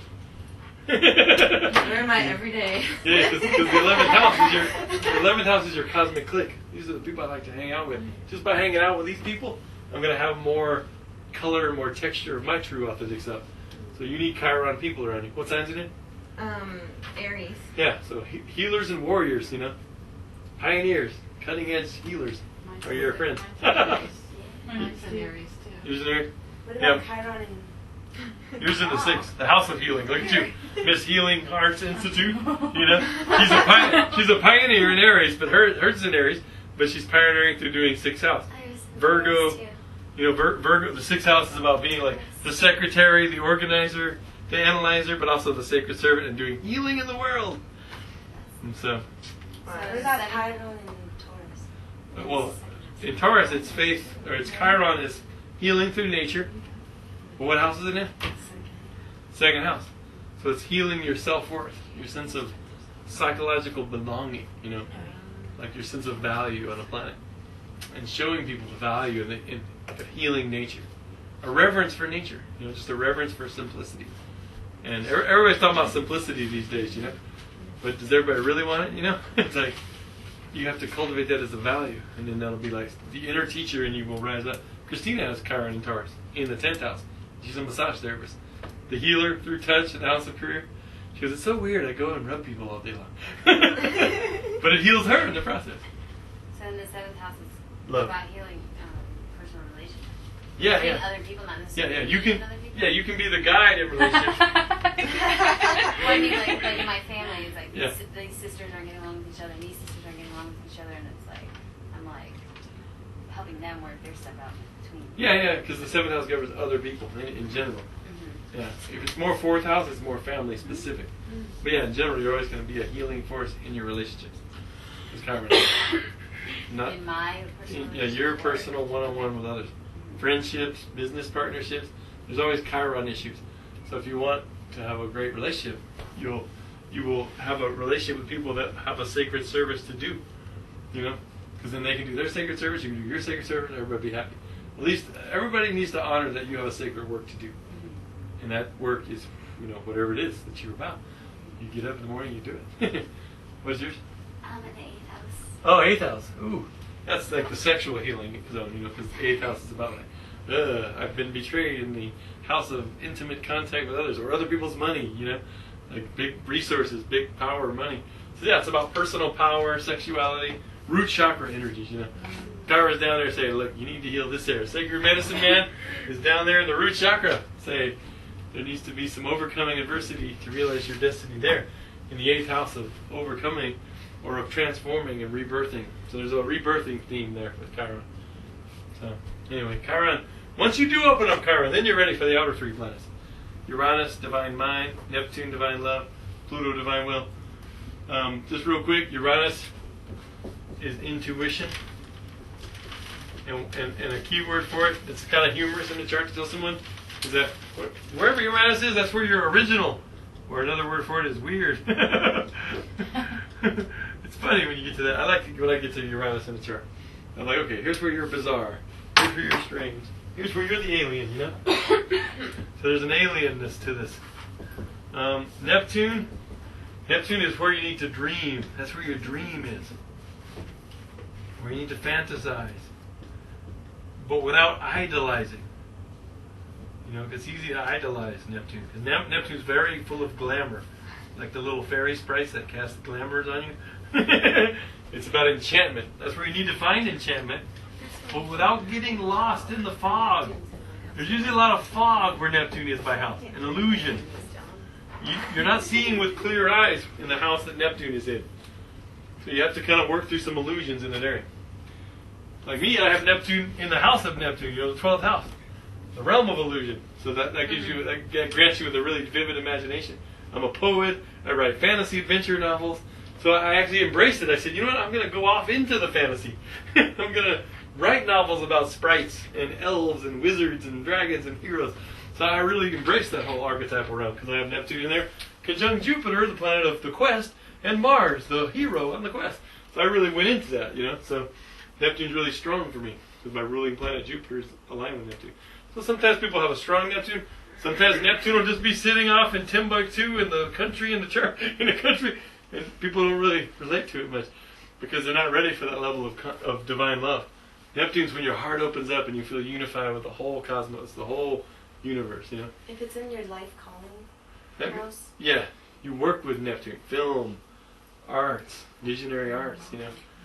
Photography, marine biology, ocean. Neptune's the god of the sea. You need to bring Neptune into your career to appease that force. So you got to work with it. If it's angular, you kind of have to work with it. You know? if it's in the first house, the fourth house, the seventh house, you know, one of these houses here, that's called angular. We're gonna learn about that next time. You know, these are called succedent. These second houses, and then these are called cadent. They're the weaker houses. Those are the ones you had a circle. Yeah, last time, yeah, 1, 4, 7, and 10. So basically, if it's angular, like Neptune's rising in someone's chart, they gotta deal with that this lifetime. That planet's 3 times stronger than any other planet in the chart because it's rising and they're embodying it. If it's in your first house, you're embodying it. You know, it's in your body. And so, what was that you said about opening the heart to the universe? Neptune is about opening the heart to divine love. Mm-hmm. See, remember, it's the only symbol where matter goes into mind. So it's like dreams, the planet of dreams. So you have a dream where Neptune is. You know, and usually with Neptune, it's a mass thing. Neptune's about what do you call those things? Fads, or you know what's in style. Trends on the mass level. Like when everybody's doing the Macarena, you know, Neptune was doing something on this guy. You know, because Neptune shows. Okay, just an example. When Neptune was in Scorpio in the '60s, the way people dressed was really like raw, really like Neptune and Scorpio. You know, what did they idolize? Sexuality, change. We want change. You know. So the 60s generation was intense. People born in that time have that in them. It was happening during that time. When Neptune went into Sagittarius in the 70s, things chilled out. Everybody's talking about Zen, foreign religions from afar, you know. India, let's go to India on a spiritual quest. Because Neptune went into the sign of foreign lands. And people that have a lot of Sagittarius, how are they dressing? You know, disco, colorful clothes. You know, it's like, woo, the 70s. And now the reason we're having a retro because Neptune is in Aquarius, sextiling back to that time. So that time could flow to this time, you know. And so when Neptune went into Capricorn in the 80s, what was it? Women wearing power suits. Reaganomics, you know. It's like, oh my God, down with the Democrats. Shoulder pads. Yeah, pinstripes, shoulder pads. It was like, what happened to the disco clothes, you know? And then in 1998, Neptune went into Aquarius. So now the fashions for now until 2012, are just like the more alien and the more shocking and the more you can be unpredictable and techno, the more better, you know. It's like, oh God. So now it's like the fashions are just weird. People are wearing their electronics. Yeah. They're wearing their electronics. Good idea. Yeah, They're all. Their cell phone strap here, their iPod. Yeah. My kids. Their ear. Like, he's got his PlayStation 2. yeah. He's got a laptop in his backpack. Yeah, so literally, people are wearing their electronics. That's a good observation. I never thought of that. Wow. But it's totally cool. Yeah, Neptune's in Aquarius. And that one of the that's the word, fashions. The fashions, you know. Because Neptune is about the mass imagination, right? It's like, whoa, what are people imagining right now? So you can imagine when Chiron conjuncts Neptune, it's going to be a great healing of the collective imagination, the collective dream. And this is happening in 2012. That's what the Mayan calendar people aren't telling you about because they don't really know astrology. But Neptune and Chiron are lining up in the last degrees of Aquarius. That's where the age of Aquarius starts because the ages move backwards in the signs. So right at the point of the age of the Aquarius entrance, Neptune's aligning with Chiron. The last time these guys aligned was in 1946. Right after a great war that ended in 1945. So now another great war is about to end. And so these planets are lining up to bring a healing across the country. Healing of religious perspectives this time. So there's going to be a lot of cultural breakthroughs that are going to bring a healing through religious unity. Because people are going to realize finally, you know what? We can keep killing each other and bombing each other and fighting over the same old crap. Or we can create a universal religion that has all the core principles, like love your enemy, or love your neighbor, love your enemy, all those things, you know. And then have all these cool cultural diversifications, expressions, and just respect. You know, that's the only way we're going to get through this, you know, Chiron, Neptune. 2012? Yeah. That's not far at all. Yeah, 2012. Means the Mayan calendar. 4 years. So, isn't the Mayan calendar was based on astrology? Well, it is, but it's based on Mayan astrology, not Western Hellenistic, Greek, Babylonian astrology. But yeah, it's cool though when you look at the correlations between the two. You know? So yeah, so Neptune's your dream. It's where you need to float off. You know. The reason we're going a little fast is we took that break. I got to make up for that break. If you want a break, you're going to sit here longer. All we have left is Pluto. Yeah, all we got left is Pluto. Another big one. Just divine what? Pluto is divine will. Pluto's about transformation. No, just squeezing in. You sure? And usually if something needs to change, that means because you're expressing the shadow side of it. Pluto's about facing the shadow. It's sort of the spark of your immortality. Oh, sorry. The part of you that will never die. The spark of immortality. Within each of us there is a strand of dark matter. A strand of universal core Plutonian essence that will never die. You know? My kid wrote a poem about it called But Wait. It's called But Wait with an exclamation mark after the end. But wait, he goes, the dreams of fire are young when they are first born. Who are you in this world? You're not only who you think you are, but you are also a different person. But wait, your other person will never die. I'm about to live tonight. He writes these very Zen poems, you know? Little enlightened kid. So transformation, feeling, facing the shadow, all the re-words. Rebirthing, recycling, renewal, any re-word you think of, regeneration. That's a Pluto word. Because re means you got to go back over it. There's collective shadow material there. Remember when I told you last time about the Star Wars analogy?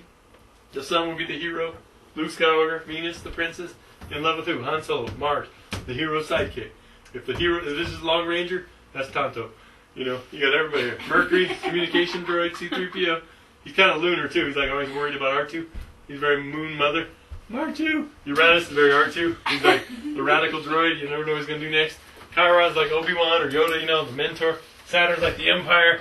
Jupiter's just usually something big and just going off into space itself, the quest. Jupiter's something big and foreign. That's Chewbacca.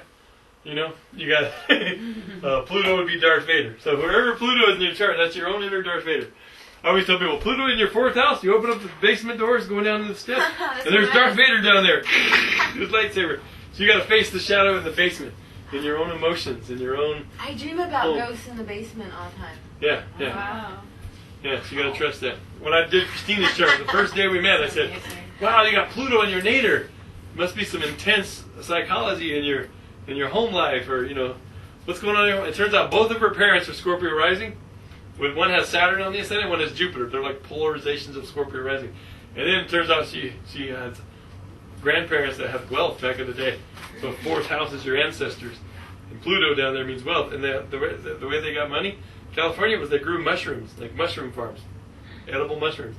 And so Pluto governs the underworld where mushrooms grow. So she had Pluto in her fourth house showing the mushroom farmers, the psychological parents, everything, you know. And as the more I get to know her and the more I meet her family, I'm like, wow, that Pluto went out there in the fourth. Wow. So, like me, I have Pluto up here in my ninth house, which is the house of religion. You know I've been burnt to the stake many times for my outspoken beliefs, you know. And so, you know, there's always a journey with Pluto, 3 stages. One is to release and let go, and like in my ninth house, it's about religion. So I had to let go of the religion I was born into, you know, the Southern Baptist Christian Church. I had to say, screw that, you know. I'm not going to, you guys drive me nuts. And then I had to not, the second stage is, once you can get away from it and see it for what it is, then to not go toward another fanaticism, you know. Second stage is tricky, because I could have been like, oh, I'm going to go all out Buddhist now, you know.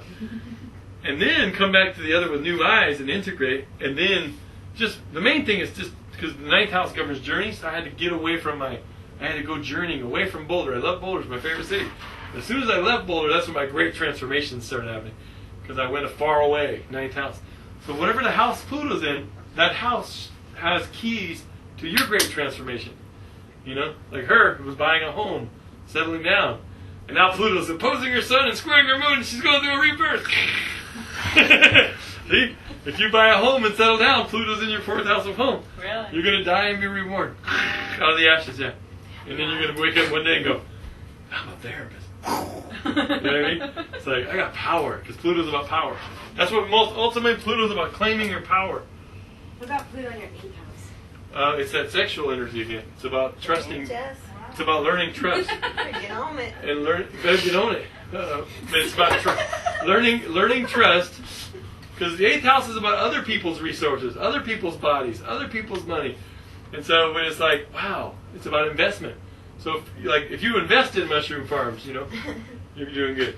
You're like, hey, I made an investment. It had to do with Pluto, or I made an investment in psychology, or so it's a natural, because the 8th house governs psychology, theology of the soul, and therapy. And so when Pluto's in there, it's like, wow, you have a gift of going down into the depths like a shaman. You can touch someone, and you can take their pain away from them, and then you can transform it back into pure light energy if you learn how to do it. You know, you got to get in the bathtub, light a candle, let it go at the end of the day. You're like a living transformer. So pretty intense. Pluto in its own house. So would you say Pluto's your biggest challenge in life? If you want galactic consciousness, yes. So whatever house that's in would be... Yeah, because that's the last step before we go out into the galactic. What I mean by galactic consciousness, Dane Rudar wrote about it a lot in this book, about really feeling like you're a citizen of a galaxy, not just a solar system. Most people don't even have that on this planet. But most people just wake up, go to work, eat, go watch TV, go to sleep. But if you have that consciousness of like, wow, I live in this solar, I'm a citizen of this planetary happening solar system, right? And then when you go past Pluto, that's when you're floating amongst nebulas and stars and black holes and all that. That consciousness is a whole different level. Stars are beings. Most stars are binary stars. In other words, 2 stars together, circling each other, having fun, making little planetary systems. So consciousness pervades the universe. And if you can work at that level of consciousness, the Pluto level, if you're ready for that level, and then you can act as a bridge between these 2 levels, that's when the magic starts to happen, you know. You just walk down the street and you're like Neo, you know. Ting, ting, ting. So what would that look like in your chart? So 12 house. Well, wherever Pluto is, I'm just saying, like, that house has the key to your ultimate surrender and transformation and your true power, you know. It's not about ego dark power like Darth Vader did. It's about true empowerment through surrender. You're not forcing nothing. The universe is just, you open, you're just a lens. The force is flowing through, you know. So Pluto's about attaining that level of consciousness where the universal force that creates life can flow through you as a lens, and you're not trying to control it or nitpick it. You're just like, you know. And that's what happens when you do an astrology chart, because you have... Or energy healing. Yeah, or energy healing. Something opens within you. I always say, I talk for 10 minutes, and then the universe takes over. Is it more intense in the 12th house because the 12th house is about surrender? Yeah, it is, because the 12th house is about that total surrender and alignment with God. And so people that have Pluto in the 12th are sort of like saints, not in a religious sense, but in the sense of like they've seen a lot of darkness in their immediate past life, a lot of suffering. And so they come in this life going like, wow, I just have compassion. I don't want to see people suffer like that anymore. So they just feel like, I want to help people on some deep spiritual level, because it's the 12th house. And so if you open that level, your power will come from the 12th house, from the divine, right from the source. It's like, whoa! So that, ultimately that would be like the ultimate, transforming through the power of the divine. Jesus had something like that going on. Well, he had his moon in Gemini in the 12th, square to Pluto in the 3rd. So he could speak the word, 3rd, moon in Gemini, and just transform people's shadow sides into light. And they were like, whoa, I'm healed, what happened? So yeah, I read somewhere that he will enact the shadow side of the unconscious, or people tend to become the serial killer or whatever. Yeah, that's the dark side, the Darth Vader. So you don't want that part of Pluto. You want the good. You want the good stuff. The good stuff is first. Yeah. So wait, any questions? Okay, study planets. That sheet, the sheet that has all the planets. That one right there. The red border. Yeah, just the red border sheet. That's the sheet. Just try to learn all the planets and houses. Review houses, and just try to put each of your planets in your chart. Look what house it's in. And then write one of those expressions like the sun's there is to shine, and then write what house it's in. You want to shine in this field of light. And the next week we're going to have the signs, and have the next layer. Because the signs, that's when the zodiac comes in, that's the Mazaroth. The word Mazel Tov, which means good fortune, actually means may the zodiac be with you. Because 12 signs of zodiac is Mazaroth, so next week is zodiac. Yeah, study the heck out of this sheet. Because if you really understand this sheet to the core, that right there, man, this sheet right here is like the heart of astrology. If you can feel this sheet, not just intellectually. It's just like herbal energetics. Yeah. Any kind of healing path has similar constitutional. Totally. Totally. I can bring in. I just took the alchemy class at Sierra School, but Sierra School. Cool. And he gave us all the planets. The herbs to go. Oh, with the really? planets, Oh, that's cool. to integrate the energy of the planets into your system. Yeah, there's some good books about that too. Donna Cunningham wrote some books about flower essences in astrology. Like if somebody has a Neptune transit, they give them this essence. If they have this transit, they need that essence, and it's like really cool. What's her name? Donna Cunningham. Salt pepper. Yeah, so there's a lot of resources. Just go on the web and put in flower essences or herbal astrology or plants and astrology, and you'll find a lot of stuff. Alchemy and herbalism. Lee Lehman, who's our PhD lady in town, who's dean of Kepler College, first astrology university in the West.